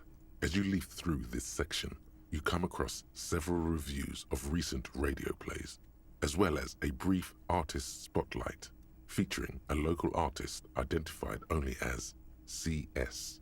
The main feature, though, is a long essay titled Tip Top Tourney, a critical Mazovian perspective. She must mean you're artistic. The Tip Top Tourney is an inter-Isolari racing series, mostly known for its high speeds, ludicrous sponsorship deals, and high death toll. In Revachol, it's held quadrennially on the prestigious Zero Carousel racing circuit. This so-called artist spotlight is really just a brief Q&A, made all the briefer by the subject's evident hostility to her interviewer. You think you're settling in for a relaxing recap of the most recent season, maybe sprinkled with some nice anecdotes about a few of the more colorful drivers. Instead, you find yourself skimming a 10,000-word feature about all the politically problematic aspects of Tip Top Tourney. Wait, what's wrong with Tip Top? Where to even start?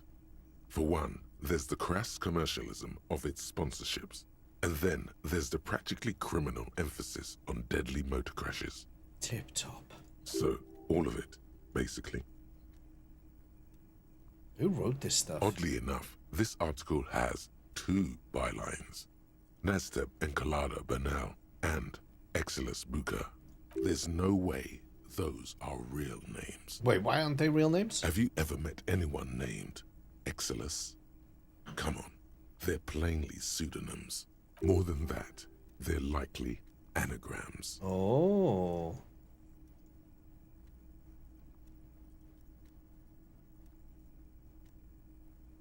Baston?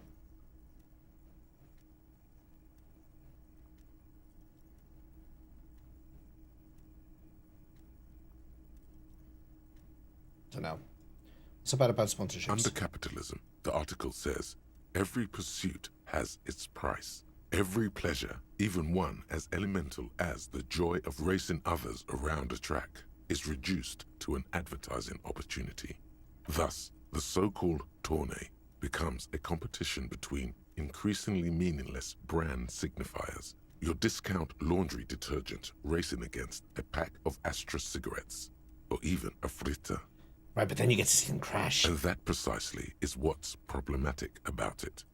Were it not for the promise of random, spectacular violence, audiences would quickly lose interest. At the end of the day, we're spending a long time with this book. These 750,000 real races that you're really watching for. No, I'm pretty sure I like it for the racing. Sure, you think that, but subconsciously, it's the visions of brand names being engulfed in flames that you crave. I guess I've never thought about it that much. That's because you haven't been reading critically. But don't worry. The whole point of these sorts of articles is to let someone else read critically for you. Kim, this article says that no one really watches Tip Top Tourney for the races. Oh, come on. Can this article read your mind? It seems to think so.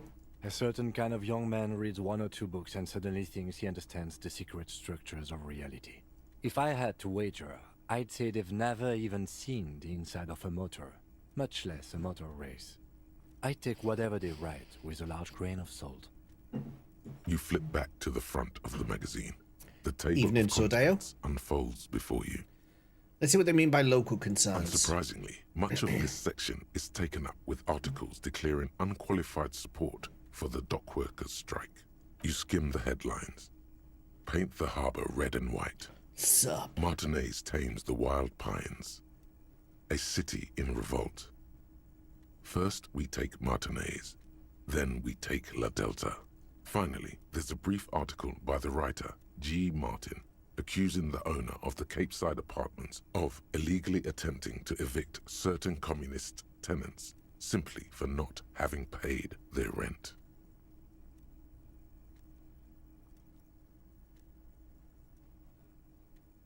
Wouldn't it be better for everyone if labor and capital could reach some sort of reasonable accommodation? According to these editorials, there can be no accommodation with the forces of international capital or their mucilaginous allies in the coalition. Aldon, what's this about coalition? Judging from the context, it's something very large and fundamental. You should probably know about it already, honestly. Yeah, it's the ruling body of Revachol. You flip back to the front of... Put the magazine away. Alright, we're done with the magazine. What else is in here? Someone left the coffee machine on. The dark liquid in the pot looks almost sentient. Oh dear. A standard office file cabinet. The drawers seem to be locked. On second glance, that's not going to stop me. Has forgotten to properly close. Hey Yuki, how's it going? It's unfortunate for the Union to just leave their paperwork lying around like this. Let's see what's inside, he thinks. The drawer opens smoothly. Inside is a well-organized selection of brown folders. I'm doing good, thank you. I'm making progress today. I didn't know how much progress I was going to make, but I managed to take off my trousers and shoes, and I managed to jump, and life has got better ever since. So, yeah, it's been good. It's been good. Hundreds of documents containing logistical data. Two kinds of transactions stand out. Materials coming into Revachol from the outside world, from Muindi, Grad, and even Ilmara. Even Ilmara. And the same materials being handed over to companies inside Revachol. Kuron, Coal City, La Delta, and Jamrock are listed among the many districts where the imports are being sold. Anything interesting? It's hard to make sense of this thicket of company names, dates, quantities, and percentages. You try to focus, but the lines are getting blurry. Force yourself to go through the folders. Whatever's hidden here is hidden well. Concentration isn't enough. Only a trained accountant with a background in logistics would be able to really make sense of it. However, there is a little handwritten note stuck on the side of the drawer.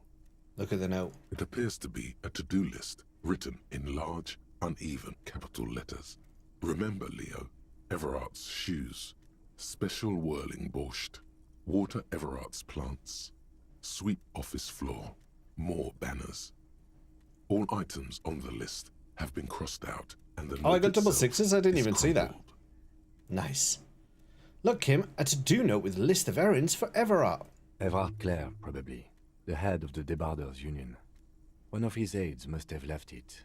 Nothing incriminating here. Got 5 XP, though. The special borscht seems a bit odd in the list. Remember, Leo, Everart's shoes, special whirling borscht, water Everart's plants, sweep office floor, more banners. All items on the list have been crossed out, and the note itself is crumpled. The drawer slides shut smoothly.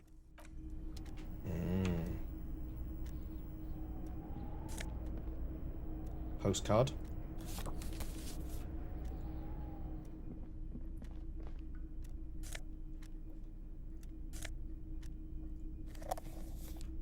I could do with health.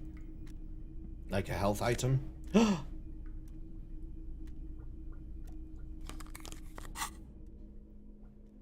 Logic, but lose authority.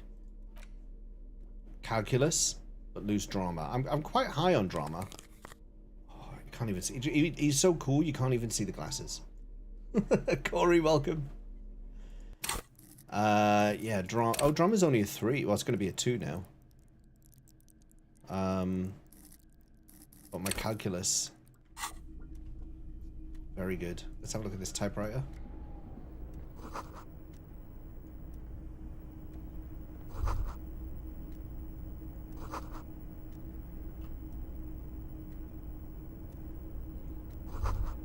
The store is locked and cannot be opened from this side without a pass card. Got to talk to the union leader. Damn it. I'm conscious of the time. Trapped. Can't get in there.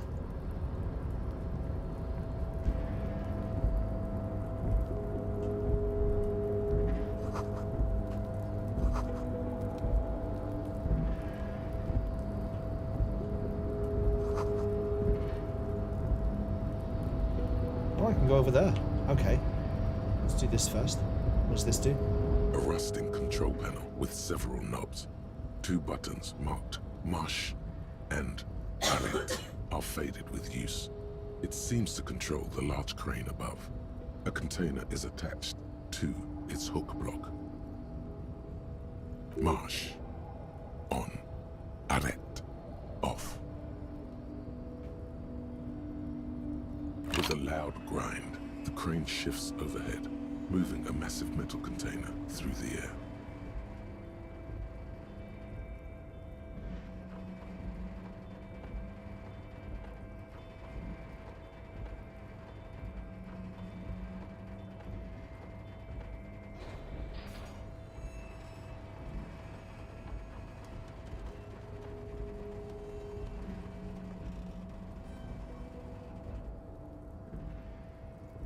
With a surprisingly quiet thunk, the crane places the container down. The harbor sleeps as the strike rages in the distance. The crane can rest again, now that its purpose has been fulfilled. Its purpose? What do you mean? Moving this container, of course. I'm wearing a gaming shirt. It was built. For this purpose, it has acted, and now it will rest. What do you call that? I can't see how that was worth the records, except for seeing the crane in action, which I admit was satisfying. The crane does not return to its original position. It does not move at all. Downstream. That would be TOS. I would never do such a thing.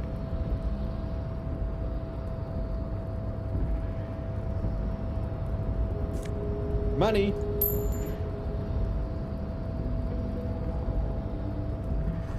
One of those kinds of streams. Before you stands a cargo container, just one of many in the yard. Lieutenant, I think there's something special about this container. You do? Because I don't. Oh, why not? There are a million containers here. Why are you fixating on this one? Maybe there's some contraband in there. There may very well be, but we are not here to look for that. We are not here to interact with containers. We are here to get the body down from the tree. No reply. You attempt to turn the handle, to no avail. The doors seem to be mechanically locked. To your left, the lieutenant considers your actions with some puzzlement. Persuade the door to open? Door? Door, look. It's been a long couple of days. Could you open the fuck up? Like, well, how does that work? How is that? Open sesame, of course. Of course that's how it works. Well. I can go this way. Money!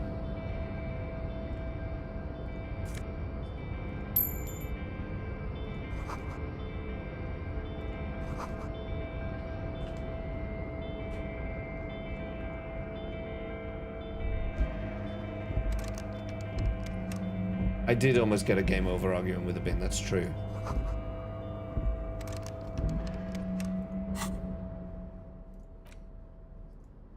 Could I use a crowbar to jimmy this open? Yes! Half-light gloves.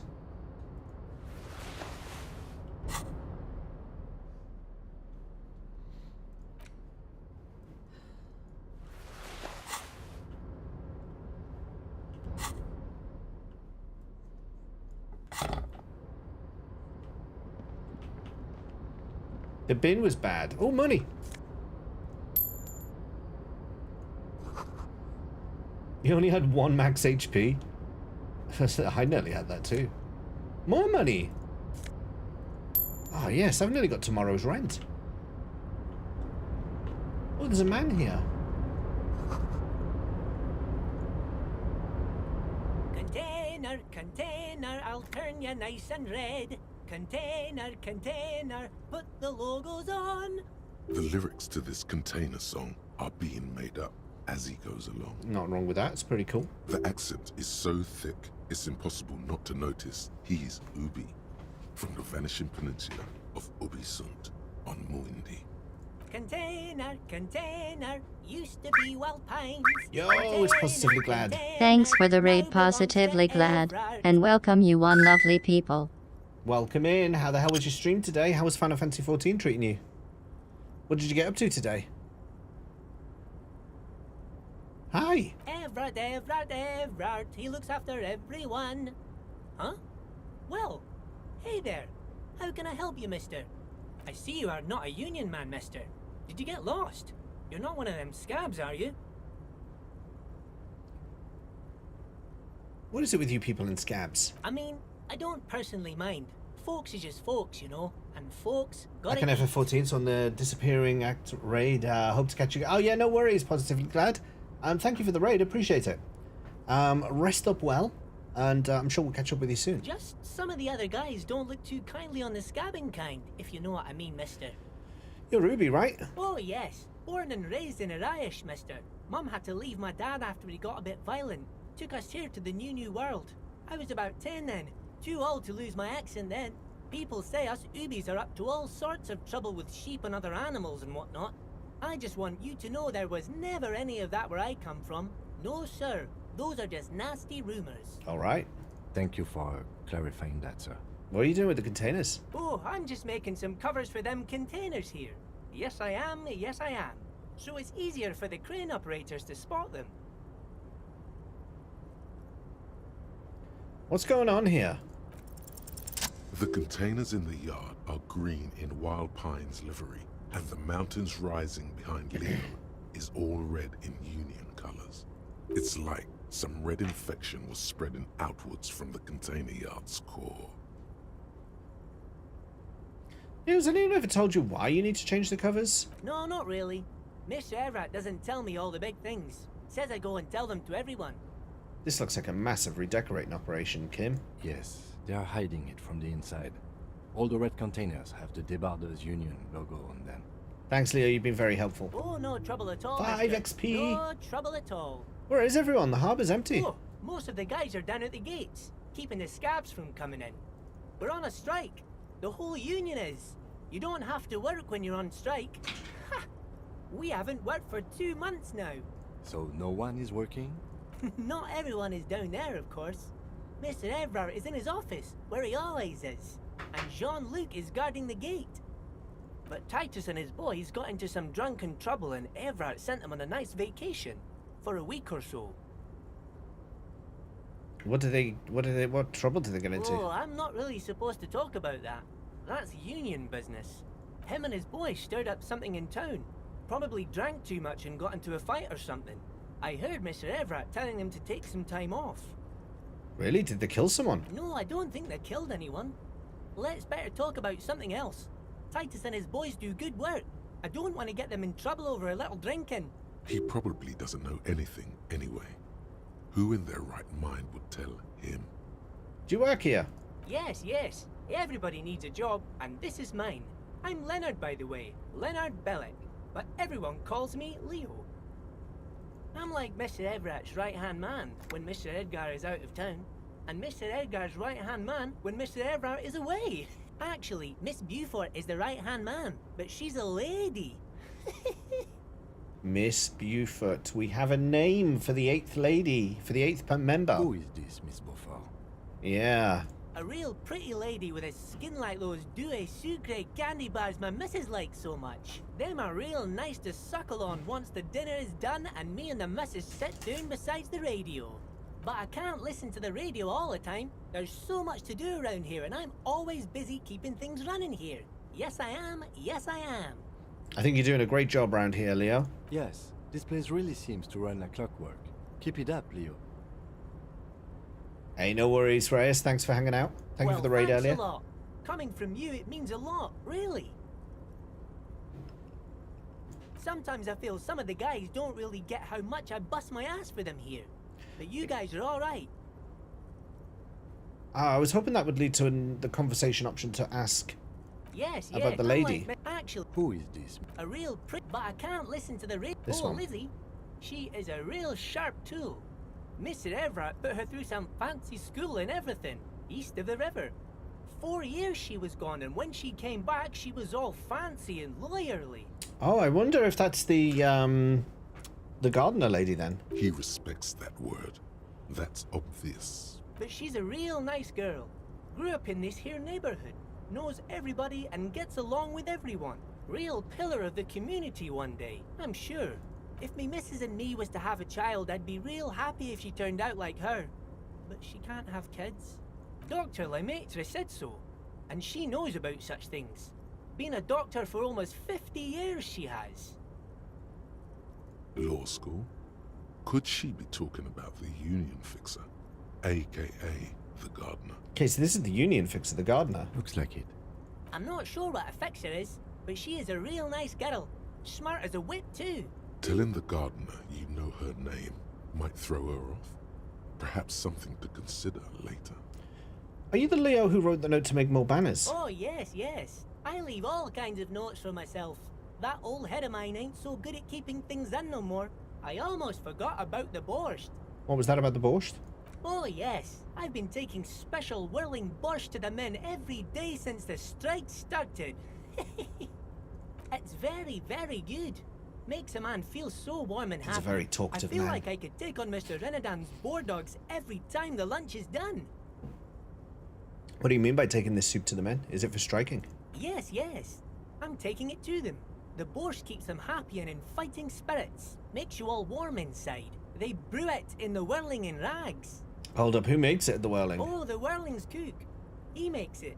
Them is always talking with Mr. Manana in that weird language and laughing together. He doesn't speak what we speak. He's from Grad. Something is off about this borscht. I'm going to look into it. Oh, sure, mister. Sure. You do that. Yes, sir. He didn't actually understand what you meant. And now he's just nodding along. What's in that container over there? Oh, that one. That should be empty as far as I know. Lots of containers here have nothing in them. They're just waiting to be loaded up. Told you. I'm looking for the leader of the Dockworkers Union. Oh, you want Mr. Everard then? He's an awfully nice fellow, he is. Him and his brother are both nice fellows. They've lived their entire lives in this here neighborhood. Guys like Mr. Everard and Mr. Edgar, his brother, are real good guys. Made Martinez what it is today. Mr. Everard and Mr. Edgar and I went to the same school we did when we were boys. I just want to know where I can find this man. Oh, Mr. Everard is usually in his office, of course. But you gotta be quick if you want to see him. He leaves around 10 p.m. Oh, 2 hours from Bye-bye now. Okay, before I go in there, there's another bit of the docks. I thought that this was just going to be like a little tiny bit, but it ended up being a massive, probably the main way through.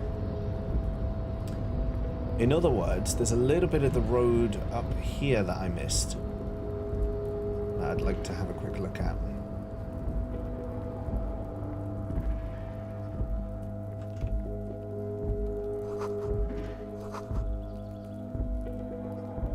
This is the night watchman's booth. The name on the door reads, Rene Arnaud. Goes wrong way, cutscene, exactly. Listen, it's okay to take a few minutes to yourself. Sit down and have a breather. I don't need a breather. This is where Renee works. I'm going to have a look around. If you must. But please hurry. We are pretty easy to spot up here. Nothing incriminating catches your eye. The cabinets are clean and their sparse Hey, gags. meticulously organized. There's a framed photograph on the table. Take the picture. It's a black and white photo of a young couple out in a street fair. The man, Rene, is dressed in a Royal Carabinier uniform. The girl is young and very pretty. She is smiling playfully at the camera. Why did you take that picture of Rene? I'm going to ask him about it. You're really interested in that old soldier. Not sure I understand your fascination, but sure. As long as it doesn't take up a whole lot of... The chair is not as austere as the rest of the booth. A thin grey pillow is attached to the seat, secured to the stiles by black ribbons.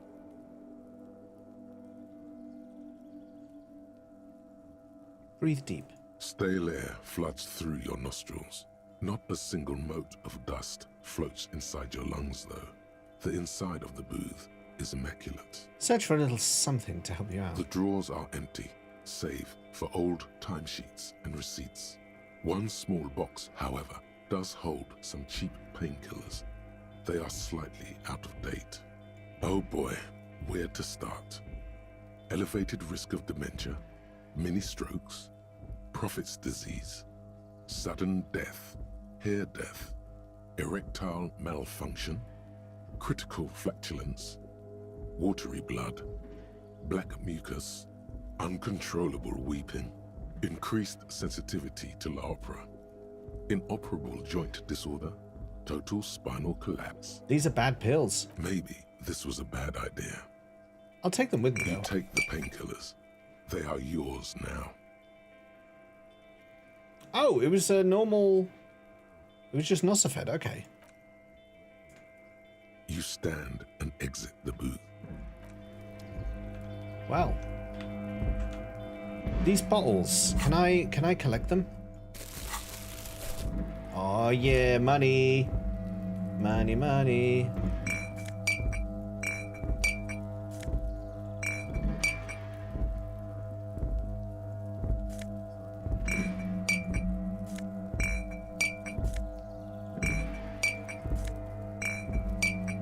Not only am I earning my keep for the night, but I'm cleaning the city while I'm at it. Kim, I could really do with you not standing in the way.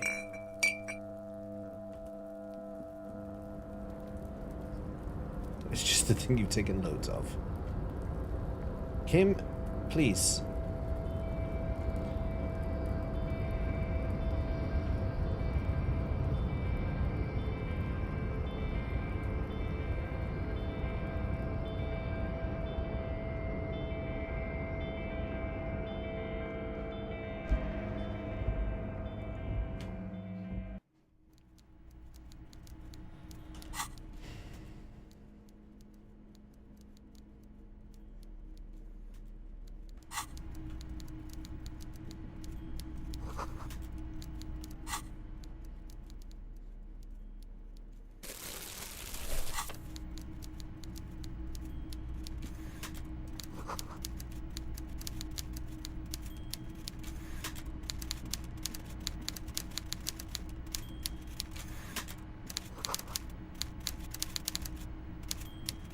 Before you is a walrus of a man seated behind a large desk. He looks up from his work, not the least bit surprised to see you.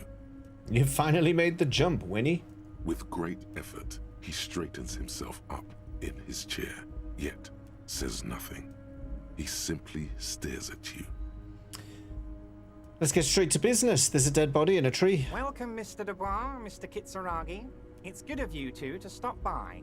Please, have a seat. He gestures to a tiny chair opposite to his giant desk. I'm Everard Clare, head of the Debarders Union here in Martinez. I'd offer you my hand, but unfortunately my health prevents me from getting up. You understand? I do understand. I once hurt myself standing up, so I fully understand where you're coming from. He looks extremely comfortable. The tiny folding chair, on the other hand, looks like a torture device. You go ahead, detective. Whatever he has in store for you, it can't be good, he thinks. I'll do my best. Forget about that. What's with this Dubois stuff? You're getting some seriously bad vibes from that name. Why are you calling me Mr. Dubois? Please, Mr. Dubois, let us converse in a civilized manner, as equals. Take a seat. I insist. Is my name Harry Dubois? It's nothing. Yes, that's probably right. It's nothing. Forget about it. Filter it out. I don't sit. It's just kind of my thing. Very well, Mr. Dubois. I respect a man with strong convictions. I, too, have convictions. One of which is that I will not engage with any man who won't face me at eye level. Should you find yourself more amenable in the future, I'd gladly... for crying out loud. Buddy. He's got you in a fork. Sit down or leave. Excellent, Mr. Dubois. I can see that you're a reasonable man, and reasonable men can be of great use to one another. He gives you a sly wink. Try to wink back. So tell me, how can the head of the Debarders Union help a representative of the Revachol Citizens Militia today? The chair you're sitting on has got to be the most uncomfortable chair in the world. It's violating your backside. I get hurt standing up. I get hurt sitting down. What's...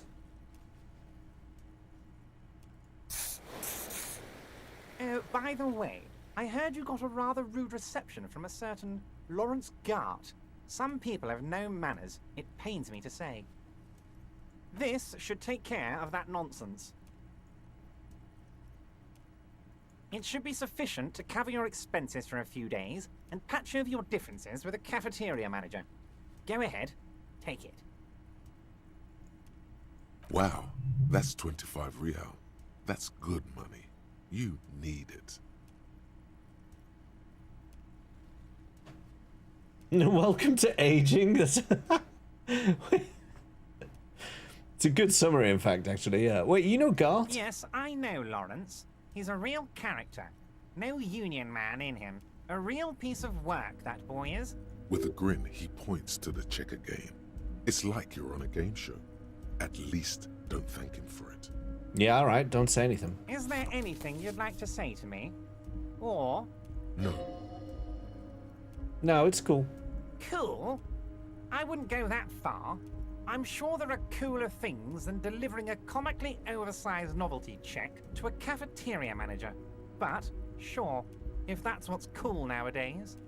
Now, I'd like to set your mind at ease about one other matter. Your lost gun. Let me assure you, Union people are on it as we speak. I've got my best hounds looking for that lost gun. His slug-like lips move, but all you hear is an echo. Lost gun, lost gun, lost gun. The world is swallowed by a black hole of fear. Only two words escape its gravitational pull. Lost and gun. Fine. I would appreciate any help you can provide. Are you all right, Harry? You seem anxious. Don't be. Everything's going to be all right. Harry Dubois. It's not like you left it loaded. You didn't lose a loaded gun. Local children aren't out there playing with it right now, pointing it into their own mouths. It's in a safe place. I just know it. I have a feeling everything's going to be all right. It was loaded. There were 2 bullets in it. You always keep at least 2 barrels loaded. Don't panic. Oh my goodness, look at this. Look at all the negative modifiers on it. My composure's through the floor. Took the novelty check. The chair's killing me. Side effect spooks. What's happening to me? I didn't say thanks though, so I saved myself 1 point there. Kim. Officer, we will deal with this later.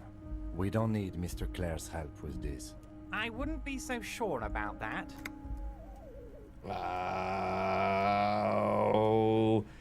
I mean, it's only 8%. I'm gonna click the button for stats boost again. If you guys want to help out, it's composure. It's not gonna do anything. I'm pretty certain. Composure is under what? It's under motorics. So it's gonna come up on the screen. You can try and impact it, the 8%, but I doubt it's gonna do anything. Let's it started. You've got about 10 seconds. You got about 10 seconds to do it, but I don't think it's going to have any impact.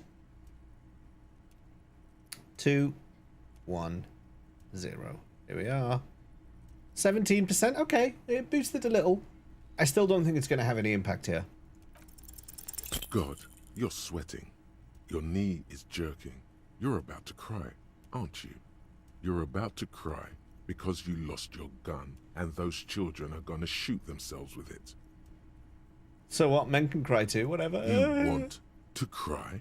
God, you're weak. Whatever you do, don't cry. You'll think you're disgusting. Mr. Dubois, you don't look so good. What is this? Oh my God, my morale. He keeps repeating. What is he trying to pull here? You need to cool the fuck down. Chill. Mr. Dubois! Mr. Dubois! Harry! The large man snaps his fingers, but to no effect. You're in some stupor. Keep sliding down the chair like a jello shot. Mr. Dubois, are you okay? Can I get you a glass of water or something? Are you having some kind of medical emergency? Maybe you could use your hands somehow, in a kind of throw-in motion, like you're throwing that Mr. Dubois act right back at him. He's Mr. Dubois.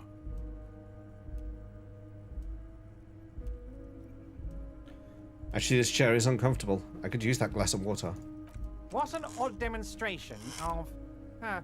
you got me, Harry. I don't even know what. As entertaining as it was, I'm afraid we're wasting our time. And I'm an extremely busy man. I need him to cut the body down. That's all I'm here for. Help me with the body. Okay, enough. We are here to ask you some questions pertaining to a murder investigation. Quick, here's your window. Get yourself together and ask him questions. Police officer questions. It is about time to stop embarrassing yourself. Questions will help you regain some of your lost dignity. Could you help me get a dead body down from a tree? You might have noticed there's one hanging on a tree behind the hostel cafeteria. Oh my. Don't take this question personally, but why would I get involved in this matter? Mr. Clare, the man was hanged with a cargo belt. A steel-reinforced cargo belt. It's safe to assume the Union had something to do with the murder. Besides, getting the body down would benefit all of us. It's a stain on the neighborhood. Also, I studied the footprints at the crime scene. Worker boots. I can certainly see how having him up there might start affecting some real estate values. But of course, all joking aside, I am going to help you. Jean-Luc, my boy, I'm sending 2 police officers down. They have a dead body in a tree problem they need help with. Namely, they need it to be taken down. And, Jean, please take it easy with the race signs. He's had enough of that. You can find Jean-Luc down at the gates, but you already knew that. Anyway, he's going to help you. Okay, nice. Let's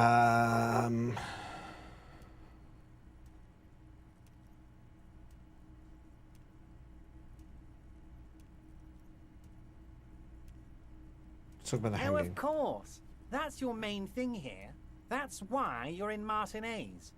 I know everything that goes on around here, and I would love to help you, like I'm helping you with the body. I mean, it's no secret that the lynching is connected to the strike. So much to talk about. Honestly, it's been weighing on me so heavily. I understand you need to interview me. Say nothing. But there's a thing that's been keeping me up at night. I want to talk about the hanging. I mean, if we could just calmly talk, exchange information, we could blow this thing wide open. Yes, that sounds good. Let's do that. But I can't think straight with this thing weighing on me. You're police officers, aren't you? I have a crazy idea. You guys are basically door-opening machines. Incredibly talented at opening doors. Kim, is that true? Are we door-opening machines? I'm not sure I understand. If you're asking us to break down someone's door, it's not going to happen. Come now. I just need you to go open a little door for me and leave it unlocked. A simple thing. Absolutely nothing shady about it. The stars aligned into a cosmic frown here. He has your fate decided. Bide your time, however, and let the stars continue their course, and that frown shall turn into a smile.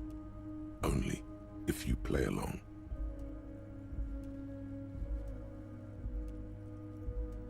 Why don't you just open it yourself? Harry, I'm a very busy man, and more importantly, I don't have that You want to send someone a message that the police are working for you. I repeat, I'm a very, very busy man, Mr. Kitsuragi, and therefore I must occasionally enlist outside help. So what will it be, Harry? Whose door is it? Oh, no one's. It's just a weasel. A weasel lives there.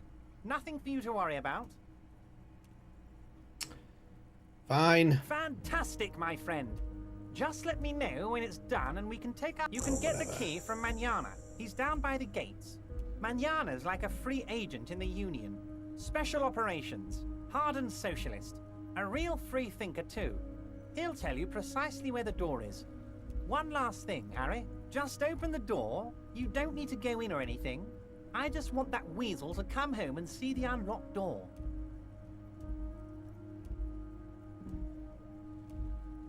What's in the container? My dear Harry, There are literally millions of containers in the... Harry, you smooth-talking son of a bitch. Time is a precious resource, and I don't have enough of it to count containers with you. Smooth talking. Maybe that's the way to go about opening the container. You should at least try convincing it. Maybe that'll give me a modifier. Maybe that's giving me a little plus. I met Joyce. Oh, that's Margaret very Thatcher. nice. I haven't gotten around to her yet. I'm very, very busy, you see. I hope you're getting along. One thing I want to make very clear, Harry, is that this is not some kind of union versus corporation situation.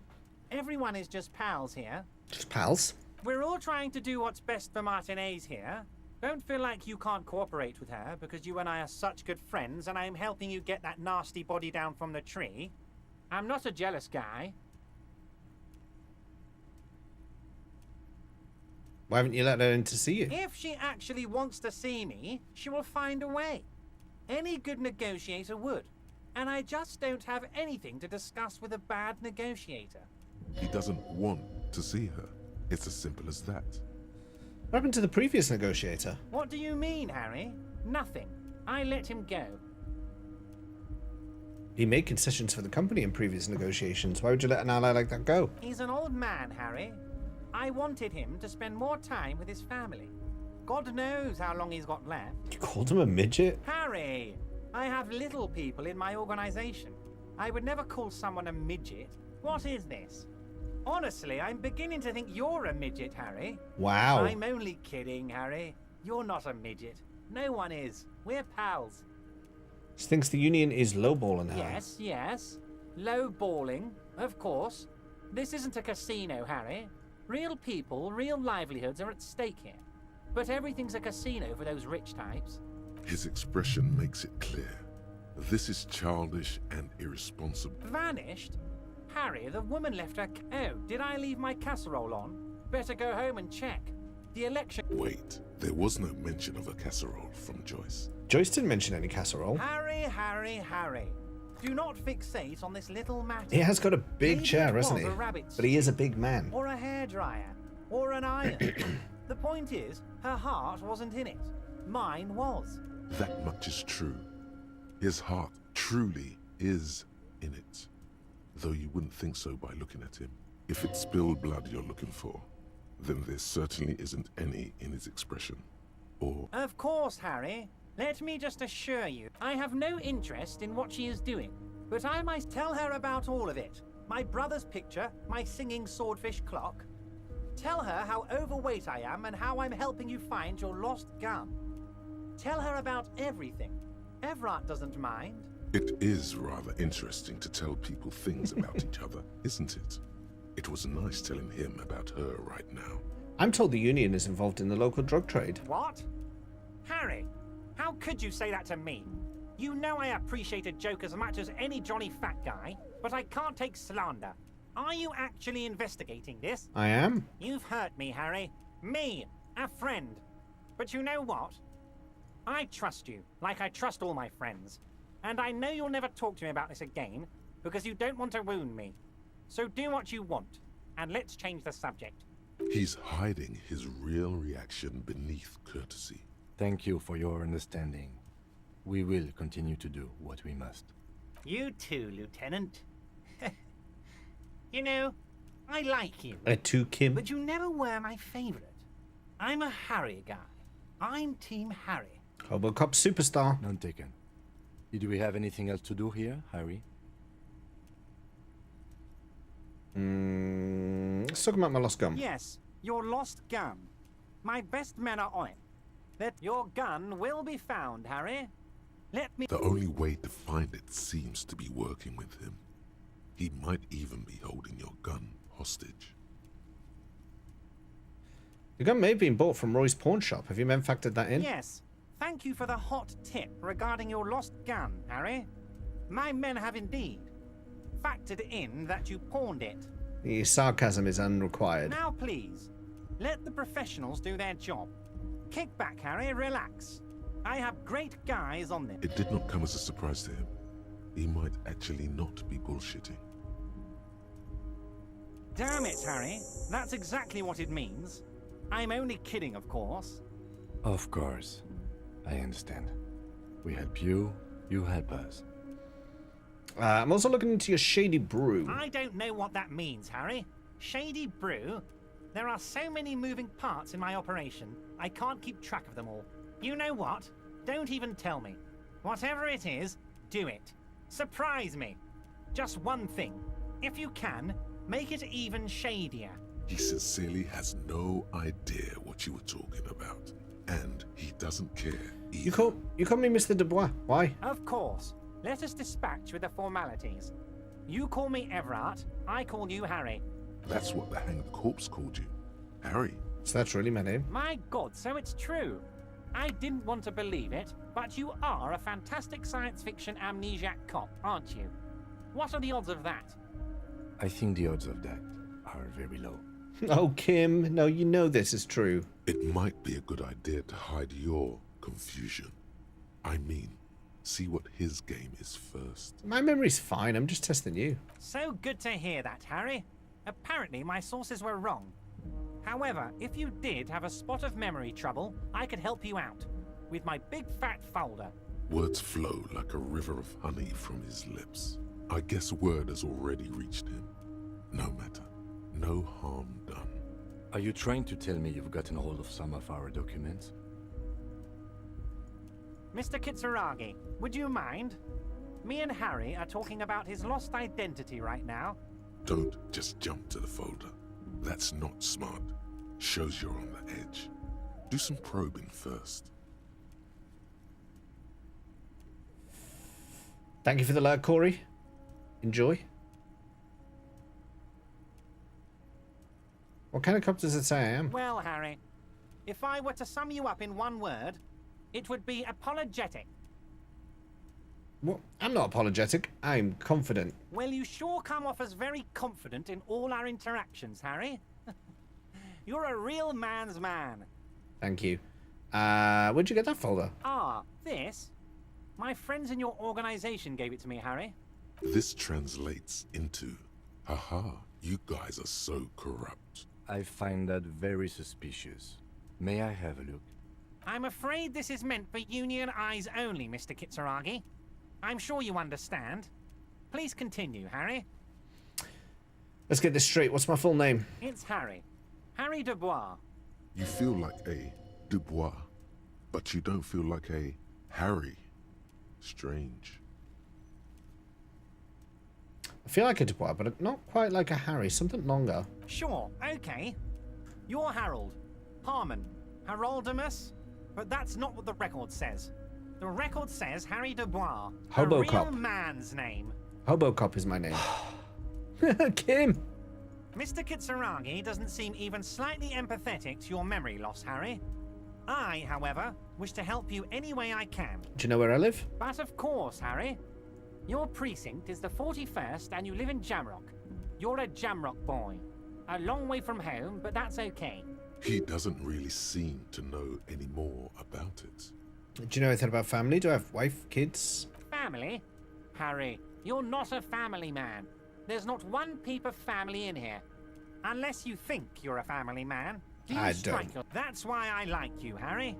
A good man knows both his strengths and his weaknesses, and you, my friend, you are one of the all-time greats. All right, 72% drama. Have another look at that folder. Let's try. 72%. Oh, there's a 1/4 chance that this isn't going to work, but a 3/4 chance it will. As you look at the folder, Everard covers it with his hand and pets it.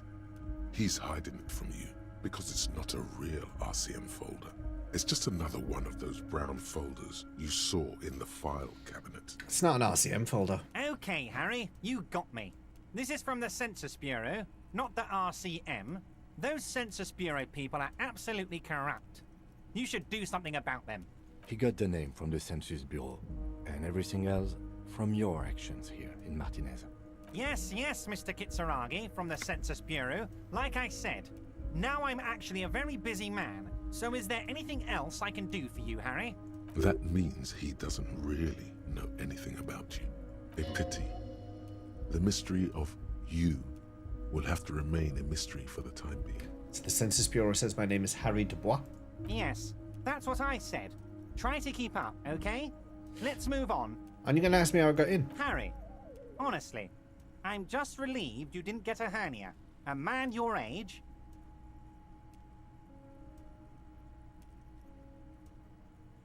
I, too, am surprised by the resilience and athleticism of this tool I've been provided with.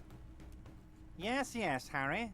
You are obviously in peak physical condition, and I salute both your initiative and your physical prowess. Very impressive, Harry. Very impressive. Anyway, I assure you, I am a very well-informed man. Information reaches me before I even get the chance to request it. Everett, I'm going to leave now, but we might talk again later. Wait. You need this to get in and out through the gate. Thanks. I was wondering how I was supposed to get out. Here, you're one of us now. A real red and white Union man. Take care, Harry. So, do I go this way to get out? How do I... No. Where is the... How do I... Oh, I'm stuck. Oh, yeah. Oh.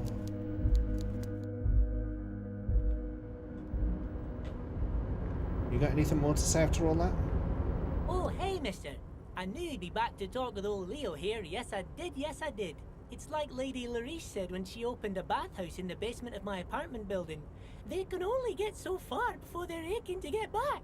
And lots of folk really did keep coming back. No trouble at all, mister. Oh, he's got nothing else. Okay. Let's go say hello to the container because I'm a complete madman. And then we need to make our way to the apartments because it's now 9 o'clock, so I can interview that guy who was smoking. You're back before the cargo container. Its draw has not lessened. Not yet. 3%. 3% is pretty much guaranteed to do nothing.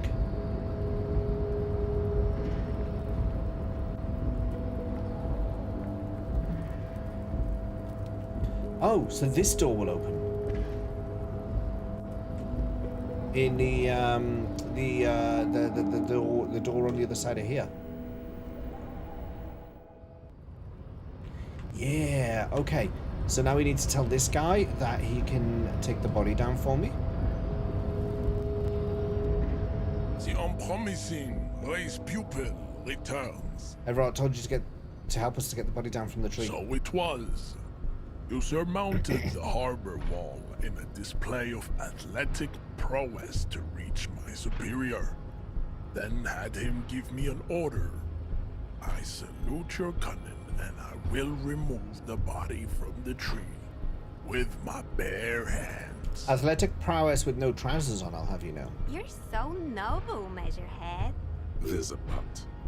But while I am gone, someone must stand guard on the bridge. That someone needs to be you. But babe, see that they stay here the whole time. I don't mind that. How long is it going to take him, though? I need to do that interview. What if I just press the button and let everyone through? Oh, but the drugs. The woman's gaze follows Measurehead as he leaves. So, you guys are like cops or something? Apparently so. Cool. I like men with guns and power. I'm Katya, by the way. You hear that? That sound. He's breaking something. Yeah, Jean-Luc must be really tearing it up over there. I wish I could see it. I also wish I could see it. Look at you! RCM rent-a-cops! Guarding that bridge like Everett's lapdogs! Is this where it's at now? The RCM is for sale! And who are you? What is your business here? Why are your clothes 4 sizes too small for you? That's none of your business. A shrill laughter interrupts you, echoing across Martinez. It's Kuno. Then, the man turns to look behind him at the behemoth appearing around the corner, approaching him, walking past him. Okay, that took nearly half an hour. We got to get to that guy for the interview, like, now. Yo, Uncle Flange, how's it going?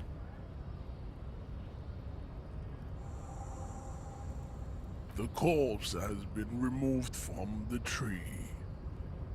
Stand down and congratulate yourself. You have sided with Ray's victory today. Thank you for your cooperation, Measurehead. Farewell, ham sandwich.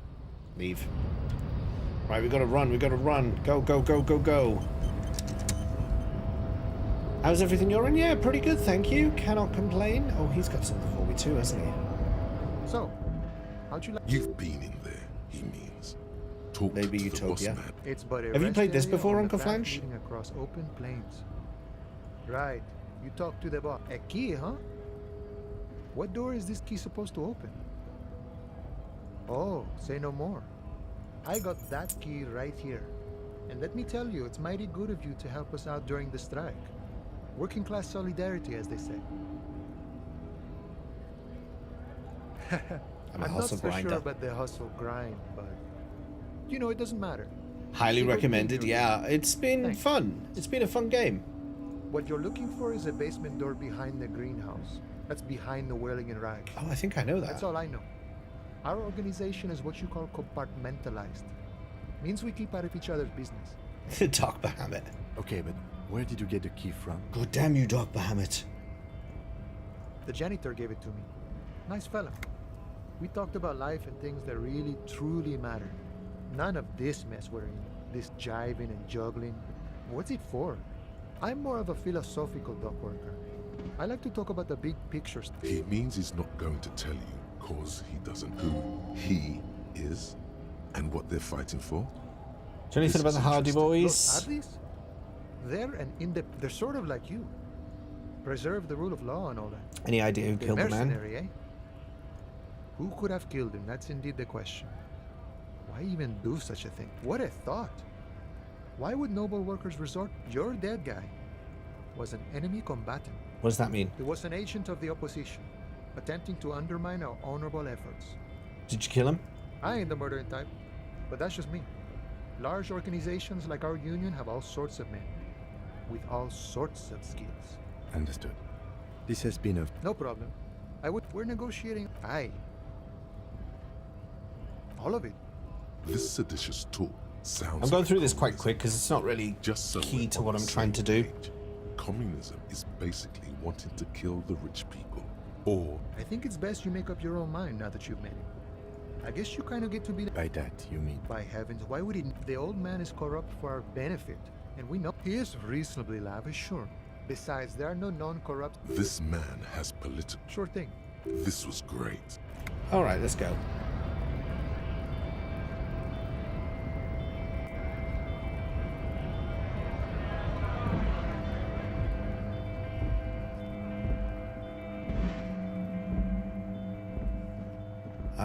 I should really go see the body, but I only have 20 minutes to get to that guy for the interview, so...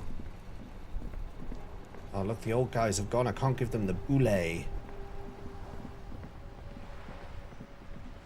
Everyone's already packing up.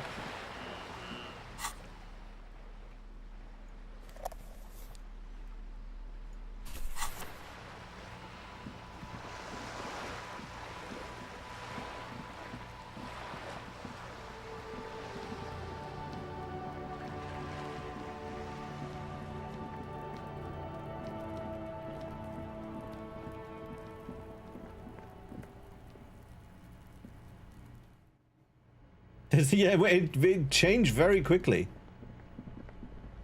I don't know what room he... Oh, he's out. He was outside, wasn't he? He is... No, he's upstairs. Is he upstairs? Yes. Balcony, this way.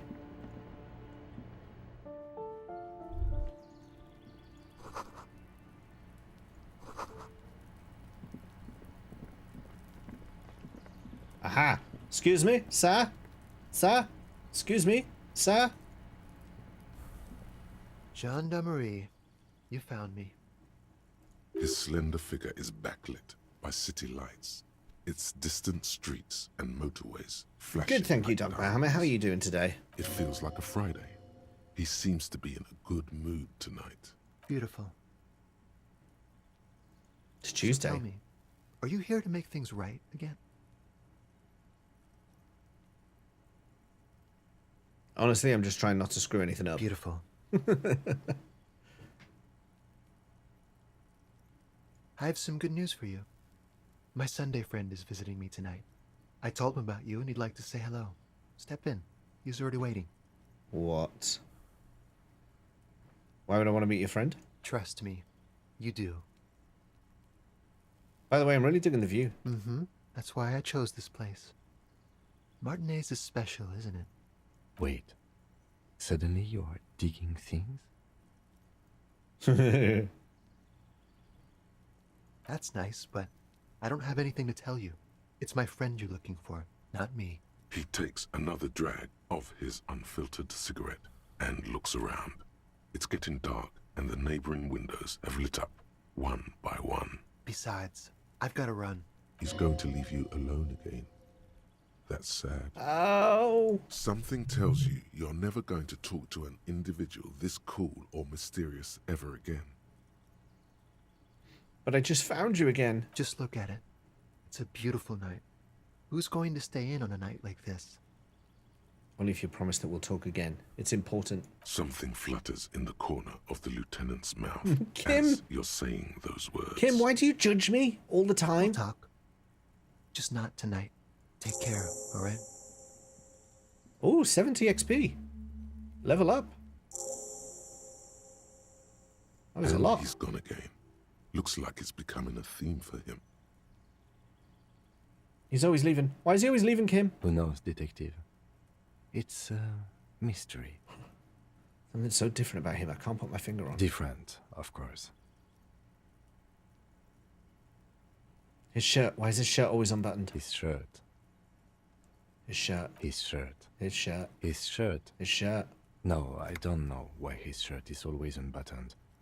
He's barely holding it together. It's all he can do to keep from bursting out in laughter. Come on, detective, let's go. His shirt.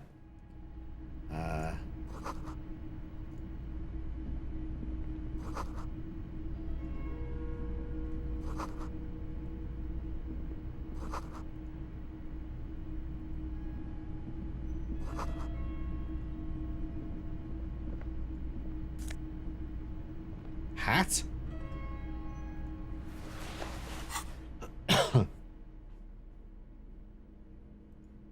Gives me logic, but it removes suggestion. I do like cool hats, but I like that hat better, so we'll keep that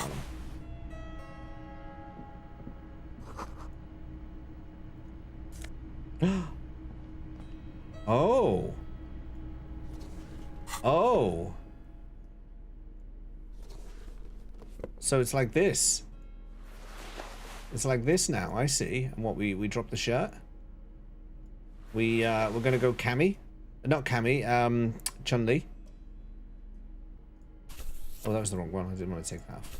I'm gonna go Chun-Li here. There we are.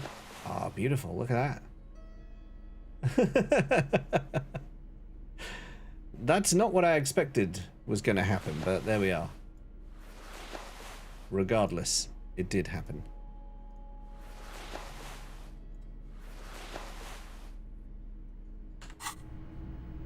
This is the second egregious man to this stream. Good things come in threes. No. Officers of the Revachol Citizens Militia. His hands are clean. He's the company guy who went This missing. is a man who knows the importance of appearances. My name is Charles Vildrouin. Oh, no, it isn't. And I am an official with the coalition government. I work for the Institute of Price Stabilité on assignment from Sur-la-Clé. I heard you talking to my friend outside. Very good. Super. I am here to assist you in any way possible. Ask me about the hanging. Hanging? What a drag. He seems like a cultured gentleman. You should ask him about the finer things. Before we get to that, tell me where you got this beautiful silk robe from. Oh, we got it from an atelier in the East Delta Commerce Center. Personally, I think it's a little culturally insensitive, but the material is great. Sadly, the shop is now out of business. That's really all I can tell you about it. The lieutenant takes out his notebook and nods to you to proceed. You actually witnessed the lynching? I'm sorry to say I did, officer.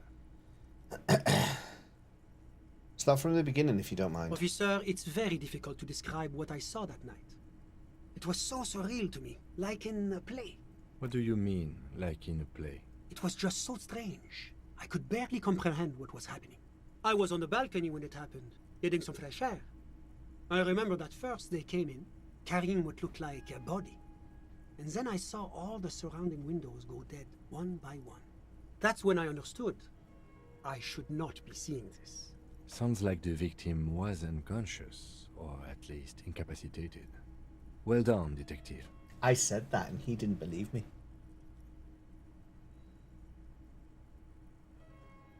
Who were they? Can you describe them? I couldn't see their faces well, and there were quite a few of them.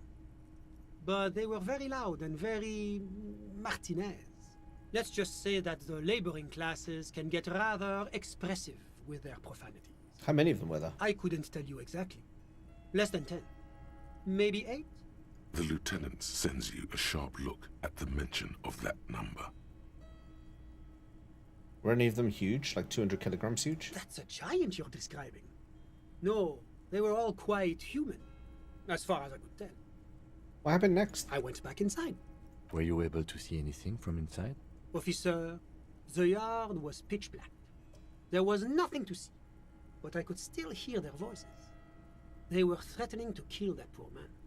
Were they men, women? All men, I presume. But again, I couldn't see very clearly.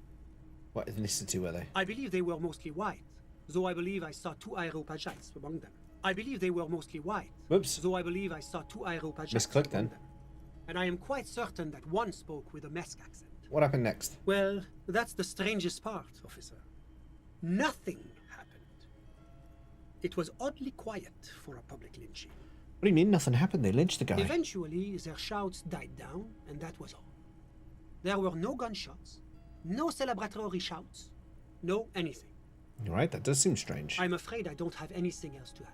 About what time was all this happening, approximately? All I can say is that it was late. So, let me get this straight. You didn't actually witness the hanging itself, did you? No, I didn't see the corpse until the following day. Those are all my questions. Thank you for your time. Of course. Anything I can do to assist the RCM. What are you doing here? The coalition is only looking out for the price stability. Inflation is a killer, like a heart disease blocking the normal circulation of the economy. It must be controlled. The economy impacts the entire international community, which is why it requires international oversight. But what are you doing in this apartment? Well, I'm renovating it. It is an interesting project. The building used to be a 12-story skyscraper before the cannons took the top 4 stories off. This, of course, happened when the coalition forces landed here. You could say I'm undoing some of the material damage the international community caused when we arrived here. So you're some kind of bureaucrat? Yes. As I said before, I am a commissioner from Sur-la-Clé working for the Institute of Price Stability. This is one of the main projects of the Moral Inter. He's getting fed up. He's looking at his watch. There isn't actually an Institute of Price Stability, is there? Or maybe there is. God, it's impossible to understand whether someone from the Moral Intern is joking or not. What is this international community? La Communauté Internationale is what Revacholians colloquially call the coalition. In other words, the nations that stopped the disaster of the revolution. And what do I call the coalition? Your employer, technically speaking. The governing authority of Revachol. The RCM is but one part of this provisional administration. What is the price stability? It is the most important thing. That doesn't tell me anything. It's the central goal of any sound monetary policy. Maintaining the price stability is essential to maintaining high levels of economic activity, which is essential for maintaining the social stability. Basically, it makes sure the price of bread doesn't change. Précisément. Too much inflation, bread becomes too expensive. Too much deflation, it becomes too cheap for bakers to produce. That's why the Institute of Price Stability works to keep inflation just below 2%. Below 2% of what? But not too far below. No. Too below is also bad. Below, but close to 2%. You're not answering my questions at all. The Coalition believes in the importance of informing the public about the benefits of the price stability. Transparency is one of our principles. Would you like an informational pamphlet? Give me the A leaflet. sound monetary policy is essential. You know, we for found those addressing documents earlier, and it said that it needed a trained Stability accountant is to the see them. raison I d'être wonder of the morality. if this guy's going to come in useful It's later. the reason why I identify as a moralist. But oh, I don't have my leaflets on me today. Oh. That's too bad. You can always call our information line. Making information available is part of the Moral Intern's commitment to transparency. It's the international organization for moralists, hence Moralist International. The Institute of Price Stability is just one of its many mind babies, as is the Coalition. There are more nefarious powers to work for than the moral intern. But of course.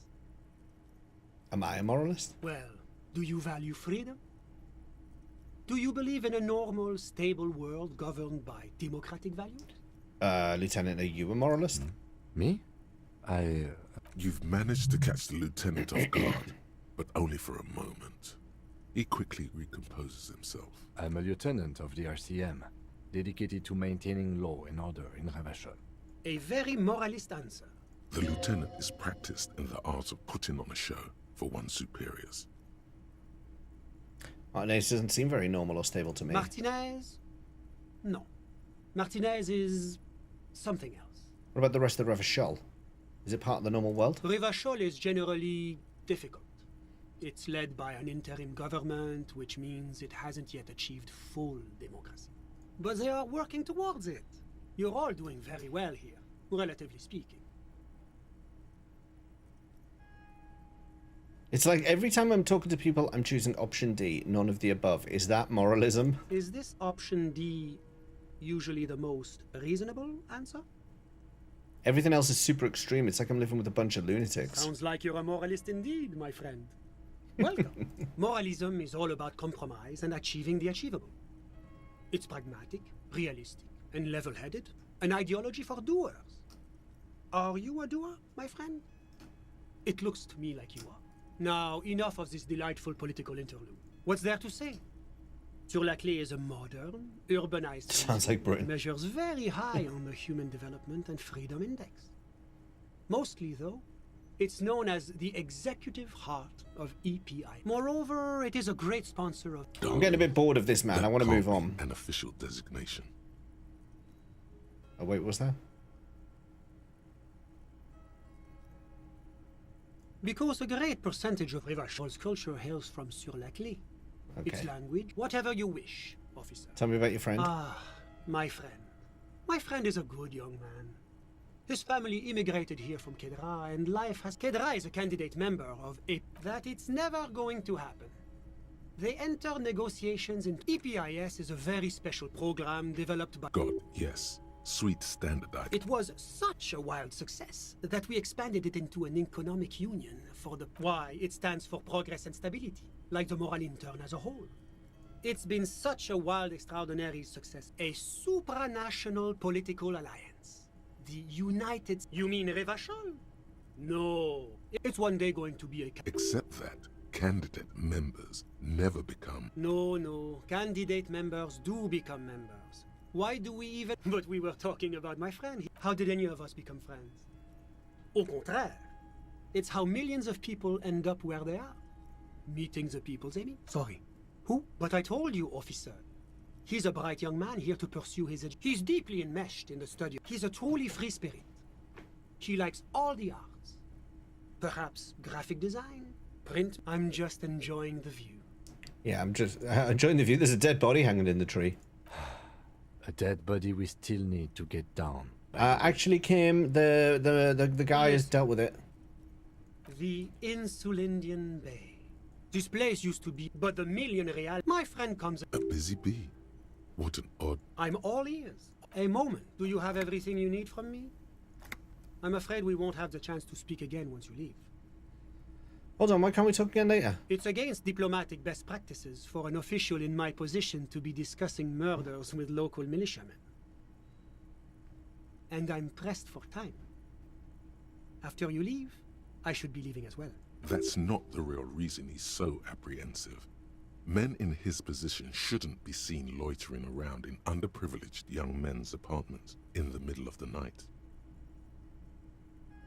Thanks for the heads up, my work here is done. Of course. I'm glad I could help. Just have a quick look in the bathroom here. Is anything going on? No, okay, that's fine. Okay. Yeah, I think we're done in this place. So what we'll do is we'll quickly check the dead body, because if all has gone correctly, it should now be out of the tree.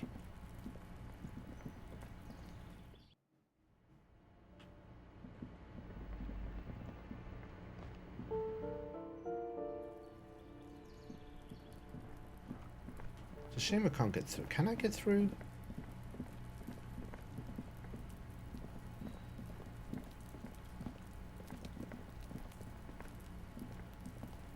This must be it. The base you try to be a... Finally, only curiosity. There might be important information in the apartment. I mean, there might. Maybe I'll come back later, but for now, let's move. I've got the key if I ever need to go back.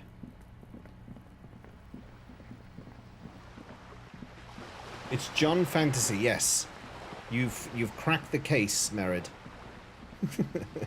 Hey, Rinvello, how's it going?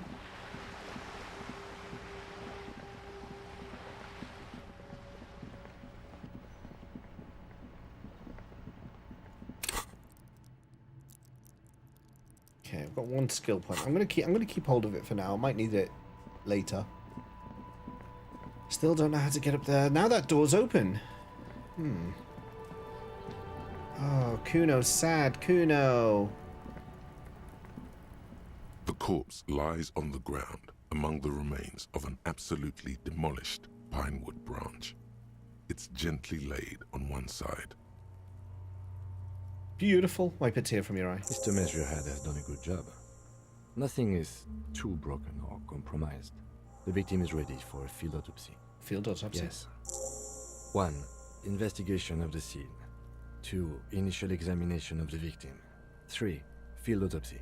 4. Transportation of the body to the morgue. We are on number 3. The RCM's 4-phase murder scene processing manual. The fuck are they on about? Cop's gonna cut his shit up! Don't we have someone else for this, a doctor? No, you and I are detectives. The honorary rank of detective signifies our ability to handle the entire incident chain. From autopsy to cleanup to social work, everything. Honorary rank of detective? An honor and a burden attached to your rank once you've proven yourself able. Usually after 5 to 8 years of field work. Mine is Lieutenant Detective. Yes, I feel like a detective. You are. Your station would not have assigned you on this case if you weren't. Now... The lieutenant adjusts his glasses and takes a deep breath. First, what exactly is a field autopsy? Come on, officer. You know what a field autopsy is. You've done 100 of them. What you do know is, at 18.9 kilometers, the dormant shield volcano, Corpus Mundi, is the world's highest. I was just thinking about anything else. The failure of the 38 single, Ep4 descent to crack the top 20 was the death knell of disco. But what a field autopsy is, you have no idea. Do you have another pair of gloves? Unfortunately, no. I have gardening gloves, maybe they're enough. They are better than nothing. Tell you what, I perform the anatomical side of things, while you will take notes. That's right. Yeah, we got this. We're smart. We are smart, let's go! Open your ledger at the field autopsy form. The dead man stares in silence as you crack open the ledger. The bright red paper is covered in boxes and lists, describing the condition of his skin and organs in 3 parts.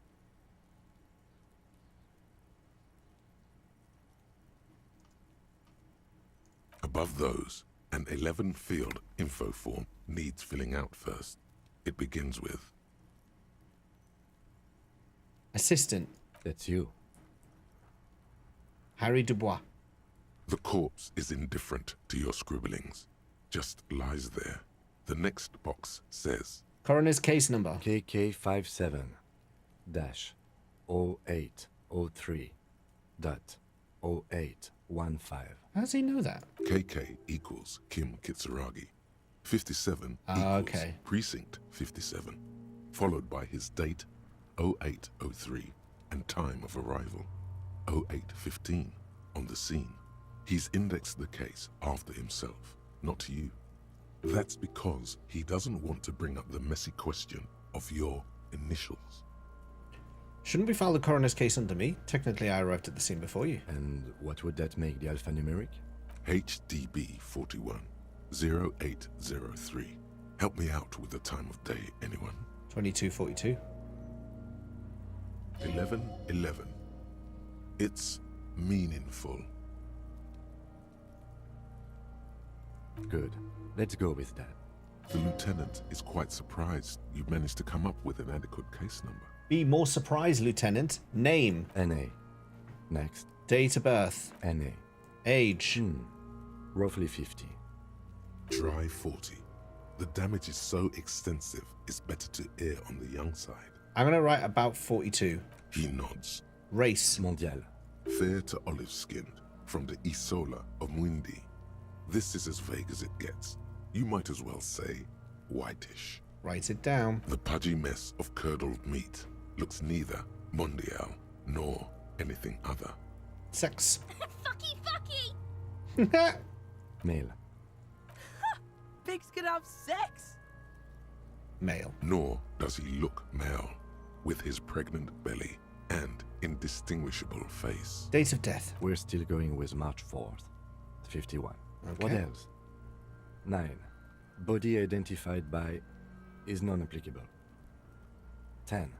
Case number is the same as the coroner's case. HDB 41 0803.1111 listens motionless with the cargo belt still around his neck.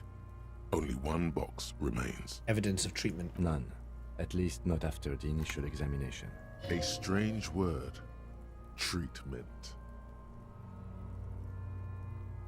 I'm not so sure. Didn't the footprints look like he was carried over? They'd have to have incapacitated and carried him over. This man was more than a match for untrained dogwalkers. Your central nervous system recognizes this gesture. It's the stations of the breath. Ecclesiastic, religious in nature, a holdout from pre-DeLorean burial rites. It takes him 2 seconds to perform. Then, somewhere in Jamrock North, a small wood shed behind Rosencrantz Row, Lieutenant Nick Feuerbach puts his hand to the chest of a small corpse, no larger than a monkey. It's raining outside, light drizzle. There is darkness in the shed. Elsewhere yet, an obese female sits in a wicker chair, her silhouette bull-like against the window. Outside, Grand Coudon. The day is turning dim for Sergeant Mac Dawson. Hand extended, he approaches, to make sure she is dead more than anything else. And so, all across Jamrock, Coal City, GRIH, 42 deceased persons found today, 42 stations of breath. We should start the post-mortem. The corpse cannot feel Kim's hand on his chest. It no longer meaningfully interacts with its surroundings. A thicket of boxes and lists on red copier paper tries to answer why. Try to remove the dead man's boots. I thought we decided to leave it to processing. Let's not turn this into some kind of circus. Okay, so you can sneak out of your room maybe, after he's gone asleep. External examination summary. Clothes.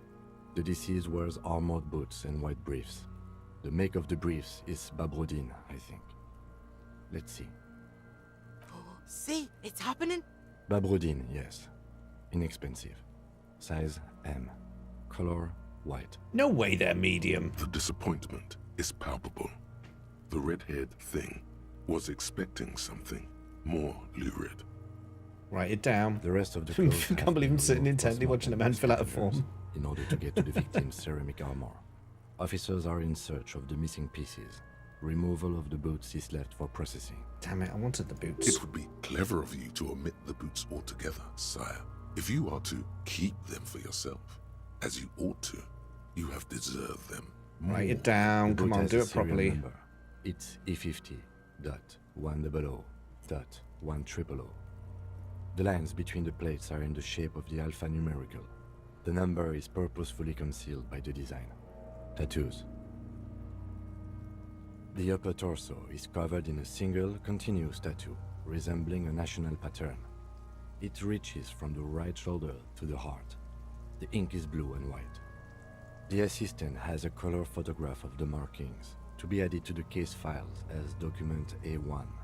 The photo is taken on the scene, using a Trigat Mini. Write it down. The deceased has a belt for airlifting cargo around his neck, tied with a hangman's knot.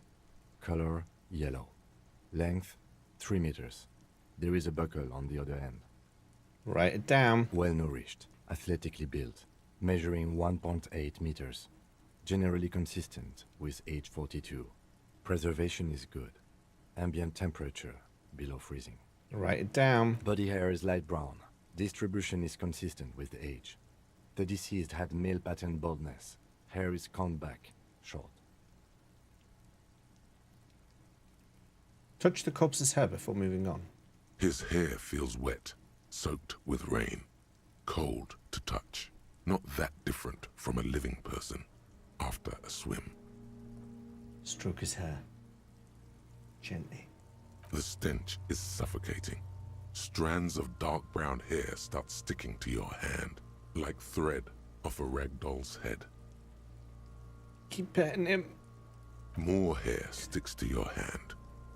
Hair off the rain-soaked head of a dead man. There are bumps and dips on the skull below. Wait, I'm finding clues. Landscape. There, dead man. You were someone's child. It's all over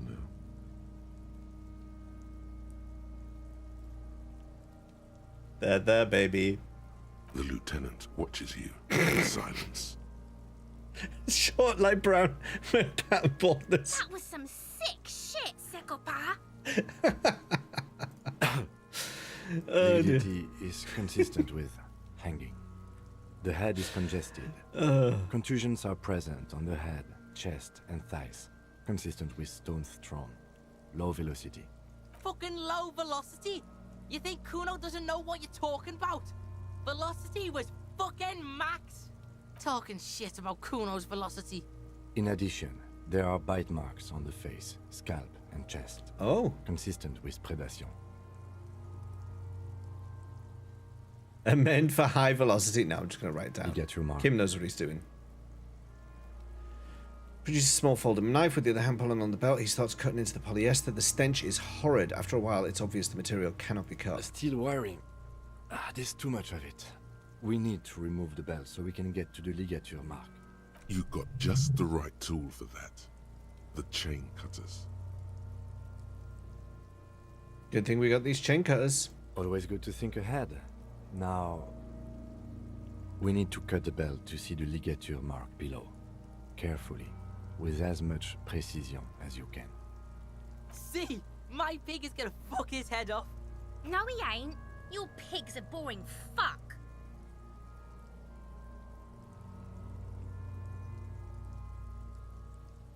Look for a good spot to cut. The belt is equally tight around the whole circumference of his neck, swelling over the edges like white bread rising from the yeast.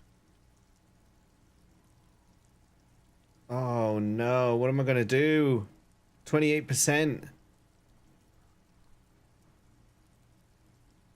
I'm not your pig, Kuno. You are? You're Kuno's pig? Fuck, I even lowered it. Damn it, I knew that was going to happen. I shouldn't have said anything.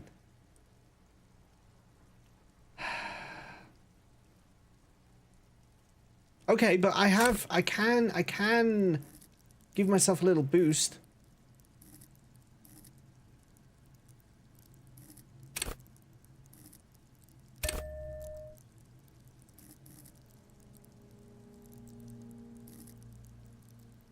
Do I want to use both of them? Yeah, go on. Do both of them. I mean, I can't change my clothes either, and I'm pretty sure some of my clothes aren't really helping. 42%. I'm gonna click the button. I'm gonna click the button for help. Let's see if we can bump that 42% up, and then we're just gonna have to wing it and see what happens. So I'm clicking the button now. You're gonna have 15 seconds. Let's go. Oh, 10 seconds left. 5, 4, 3, 2, 1, 0. 58%. Okay. Odds are in my favor. After some deliberation, you sink the cutters into the knot tying the belt together. You squeeze the rubber handles together, sweat forming on your brow. Considering that came up from 17%, that was pretty decent. Press down. Snap. The knot is slashed. Another cut and the belt falls apart like a flower bouquet, revealing the dead man's neck and the dark red ligature mark around it. The rope rises to a point, leaving a gap in the ligature mark. The suspension point is in the back of the neck. As it ought to. This is where its grip on the curdled meat is gentlest, pulling up. Hemorrhaging is observed on the skin, above and below the ligature mark. The mark is well pronounced. I didn't want his head to come off. With a drop from 1 or 1.5 meters. Chest is intact. Normal contour. Abdomen is protuberant. Pelvis intact. Genitalia... Oh. No! It's gonna happen, see? I fucking knew it! This is clearly what they've been waiting for, ever since the autopsy began. The lieutenant is trying to make it as boring as possible. Genitalia is male and unremarkable. No evidence of injury. Inspect the genitals. The dead man's penis is average-sized, congested from the downward collection of blood. The testicles are uneven in length, hanging underneath. The genitalia is greenish. Marbling is present around the crotch. Back is symmetrical and intact. Upper and lower extremities are intact, but asymmetrical. There are combat injuries on the right hand, thigh, and hip. In addition, I see smaller, residual scars, too numerous to count, covering about 30% of his skin. From wounds sustained over 2, maybe more decades, dispersal and accumulation indicates long and active combat duty. The scarring is extensive, way more than a law official's. We have a real museum here. Of battles, wars. Write it down. Last item. Hands. Pick up the hand. Let him work alone for... No, I'm going to pick up the hand as well. His flesh is cold. Icy. Pleased to meet you. Where are you from and what's your name? My name is... I'm only fucking with you. I know where you're from. From Cappadocia. And your name... It's happening again. Il Corbo. What can I do you for, Il Corbo de Cappadocia? It's good to hold your hand. Did you like it when I stroked your hair? I did, Kobo. I did. Reminded me of when I was just a small boy. Before this happened to my face and my body. You did me a kindness there. We should do this more often. Be close like this, I mean. Oh my. Hands are clean. No sign of injury from struggling. Were we expecting any? I was. Maybe I'm just not seeing them. Honestly, this stench is making it hard for me to think at the moment. Loketta. I think I know who you mean. Ooh. That's all for the external. Well done. What next? Internal examination summary. Central nervous system. I have nothing. Do you have anything on this man's central nervous system? Of course, there is a moral to be drawn from it. A moral to this story. If I may add the moral of this story. What would that be? The dead man looks, too, with barely contained excitement to hear the moral of his story. The brain is very vulnerable to compromises in its blood supply. I think that may well be the moral of every story, officer. All right, NA. Good. Musculoskeletal. Purge fluid is coming from the mouth. Not injury related. Eyes and tongue protuberant. Hyoid bone. Let's see. With his eyes almost closed, the lieutenant puts his hand on the dead man's throat and begins to massage it, gently. A rotting smell erupts from the mouth. Purge fluid runs down his lips, black and viscous. Yeah, jack that fucker off! The hyoid bone is fractured. The rest of the musculoskeletal system is intact. Unremarkable. Write it down. Respiratory system. Oral cavity shows no lesions. The victim has received dental implants, possibly after a combat wound. Mouth swollen. Hemorrhaging present in mucosa of the lips and mouth. From here, it looks as though the clown-faced man is screaming. The tendons of his jaw are torn apart. Hyoid, ripped from the force of the lieutenant's hands. Look in his mouth. No scream. No sigh of relief rises from the darkness inside. It's humid there. Sickly sweet air, unlike anything living. You feel like you're about to throw up again. Straight in that mouth of his. Right. Look deeper inside. It's hard. Once more, you taste stomach acid. Oh no, I can't die. A contraction. Your throat pumps a little something from your stomach and into your mouth. You're forced to swallow, just to keep looking. Inside, you see darkness. Just a mess of meat and darkness. I can't die doing an autopsy. There are ancient mysteries down there, Kobo. Ask me later. Hemorrhaging present in mucus. Write it down. Hepatobiliary. NA. Why? Don't we have anything?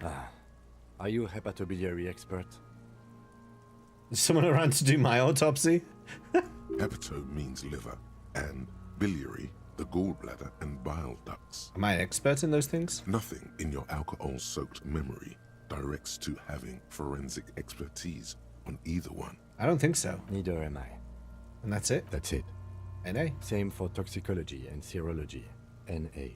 Both? Unless you have untapped reservoirs of knowledge there. Reservoirs?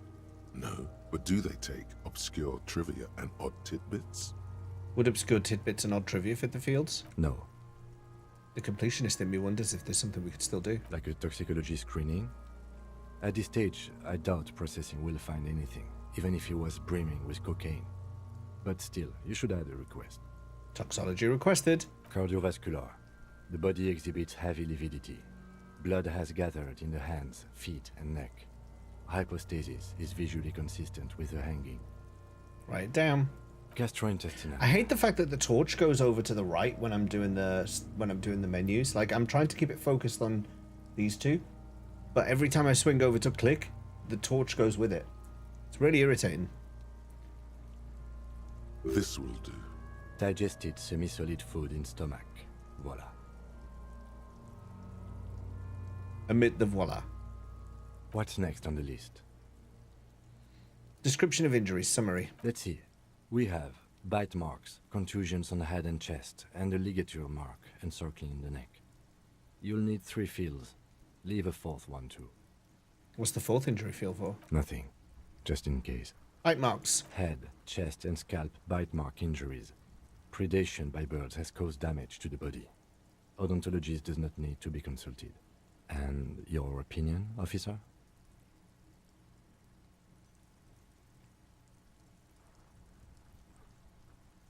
Non-fatal post-mortem. Agreed. Next injury? Contusions. So, the scalp bleeds from a post-mortem head injury, a stone. The injury does not have the rim of an early inflammatory response. The perpetrator on the scene has confessed to causing it post-mortem.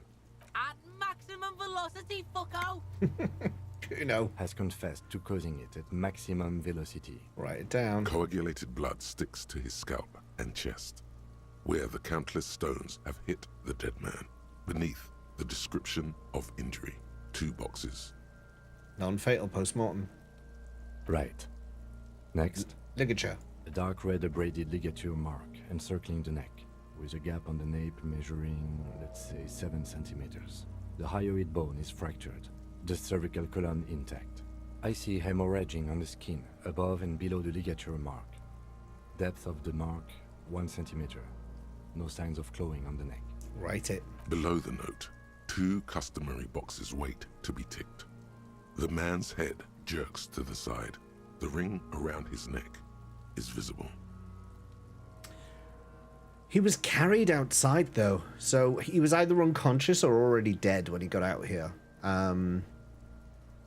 So far, the evidence points to it being the fatal injury, so I'm gonna say that it's it. But it is just an opinion as well. It's just an opinion. That's it. We have established cause of death.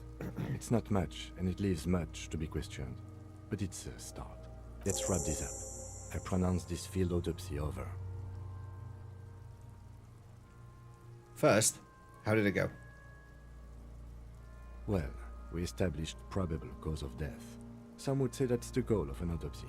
We also requested a toxicological screening. That was thorough. The results should arrive in a couple of weeks, if we are lucky. I will not hold my breath. What else? We were thorough with the list of injuries, too. We described them all in detail. What is there to say? Given the circumstances, it was a professional field autopsy. What now? I need a copy of that autopsy form. Then I will drive him to Faubourg. Rip out a copy. For processing. He's thinking, did I miss something? You tilt your head, also looking at the corpse. I'm sure we didn't get everything. There's always something. Tell me something, dead man. Shoot, Looney Rooney.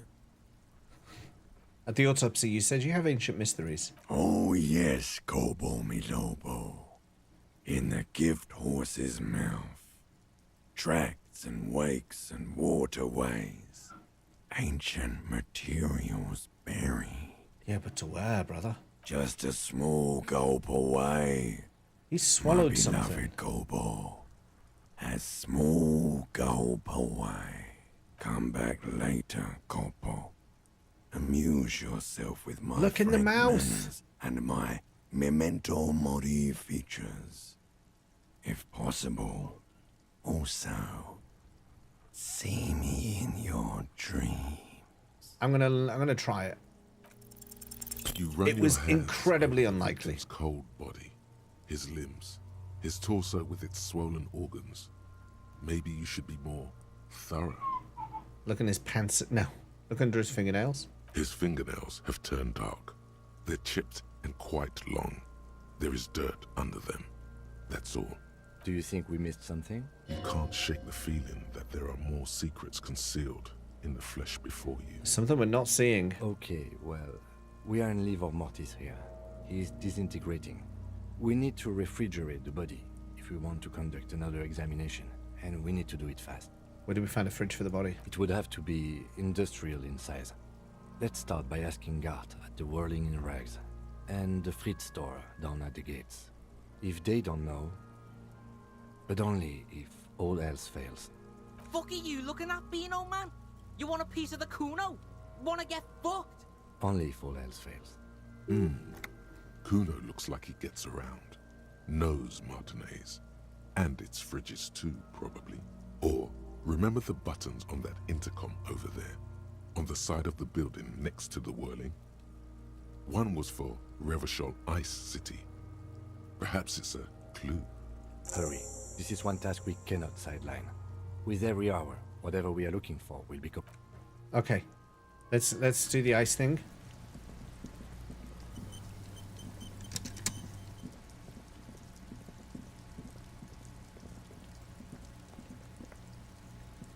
An old call box. East Delta Commerce Center. This must be the name of the doomed commercial area. Where is ice? Silence. No one answers the doorbell. Silence.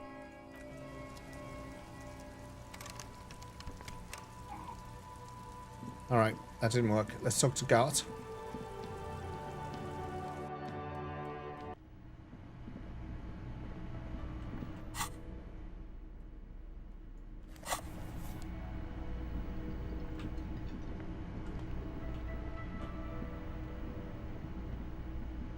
I did look at... I didn't look into his pants the second time, but I did the first time. I help you? In need of a fridge. Yes, yes. For the dead body. Correct him.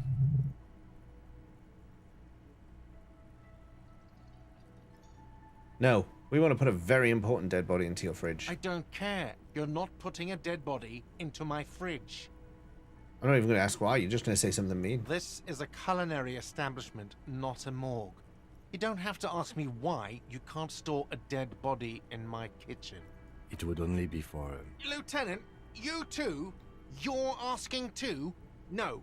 The answer is no. Let's go talk to the frit. I don't think I can because I failed the skill check. So I don't think I can look in his pants again. Until maybe later. When I level up again.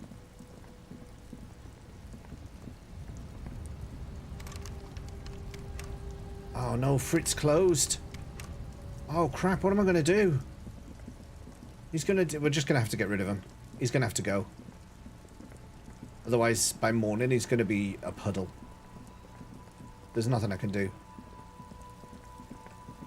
I left it too late.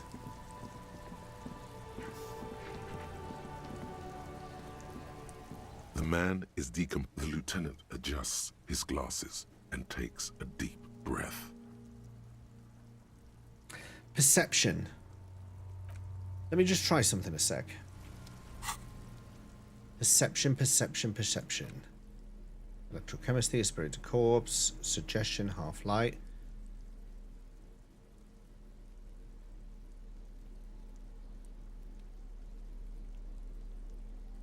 Anything that removes points from perception?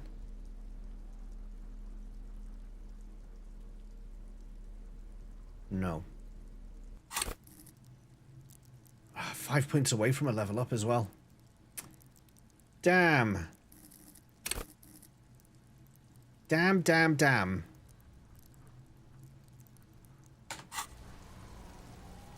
The man is deep. The lieutenant adjusts his glasses and takes a deep breath. Bag him. If you think so, officer, I need a little help for... Oh, now I get the level up. ...plan of my kinema. I'll take it from there. There go those beautiful enamel boots. You will never own the full set now. Continue working here. The locals, the case, or attend to your own... This means Lieutenant Kisuragi will leave the party until... If you have nothing to do, read books or sit on the bench on the plaza. Damn. It was Chadley in the kitchen with the Bad Dragon James Lee 85 merch. I believe it was. Right, okay. You're back, Corey. Welcome back. How was dinner? Was it everything you hoped it would be?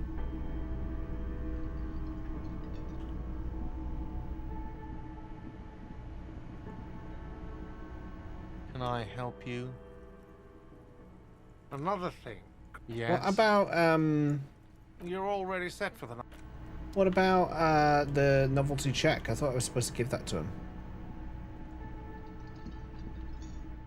Pizza tacos? Nice. Saved a chair? Excellent.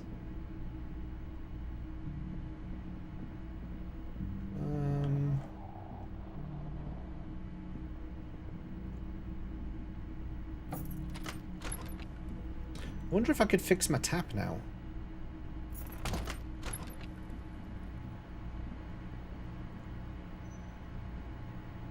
A mirror hangs on the bathroom wall. In it, your face, adorned with the expression. Interfacing. Oh, wrong button. Interfacing. So we need to put those on.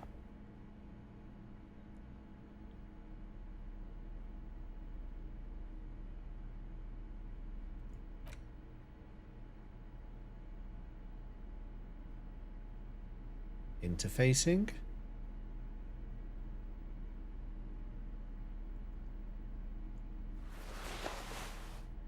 I just realized I was supposed to wear those for the autopsy and I didn't. I wore Ultra Series gloves. Oh well.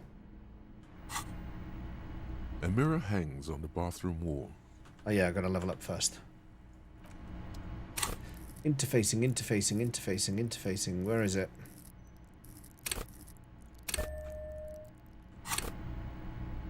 A mirror hangs on the bathroom wall. 58% still. Your face. The faucet is Did it, quite though? terribly mangled, but you just might be able to twist its parts into place. You handle the chain cutters deftly, applying just enough pressure. The faucet regains a recognizable shape. The steam stops. Told you that you needed those chain cutters. Everything is connected. Everything has a purpose. The mirror begins to clear slowly without you having to wipe it. Nice. Still can't stop the expression. When did you last save? Doesn't it auto-save? I mean, I'm finishing up now anyway, so this is the point of saving, so we will save right here. There we go. I think that is us for today. It is 10 to midnight in game, and it is 5:30 midnight in real life, so I think that's a good time to wrap it up. Thanks everyone for hanging out today, as always. Let's see your names arise. If you've spoken in chat today, you're going to get your name rise up here. Today's resub, Crisco, thank you for the resub. Positively Glad and Reyes, thank you for the raids today. Much appreciated. Mod, thank you for modding. Vips, thanks for vipping. Chatters, thanks for chatting. Lurkers, thanks for lurking. YouTubers, thank you for YouTubing. This has been a fun little playthrough so far. Dark Bahamut was just in here, and he's live as well. He was literally just here.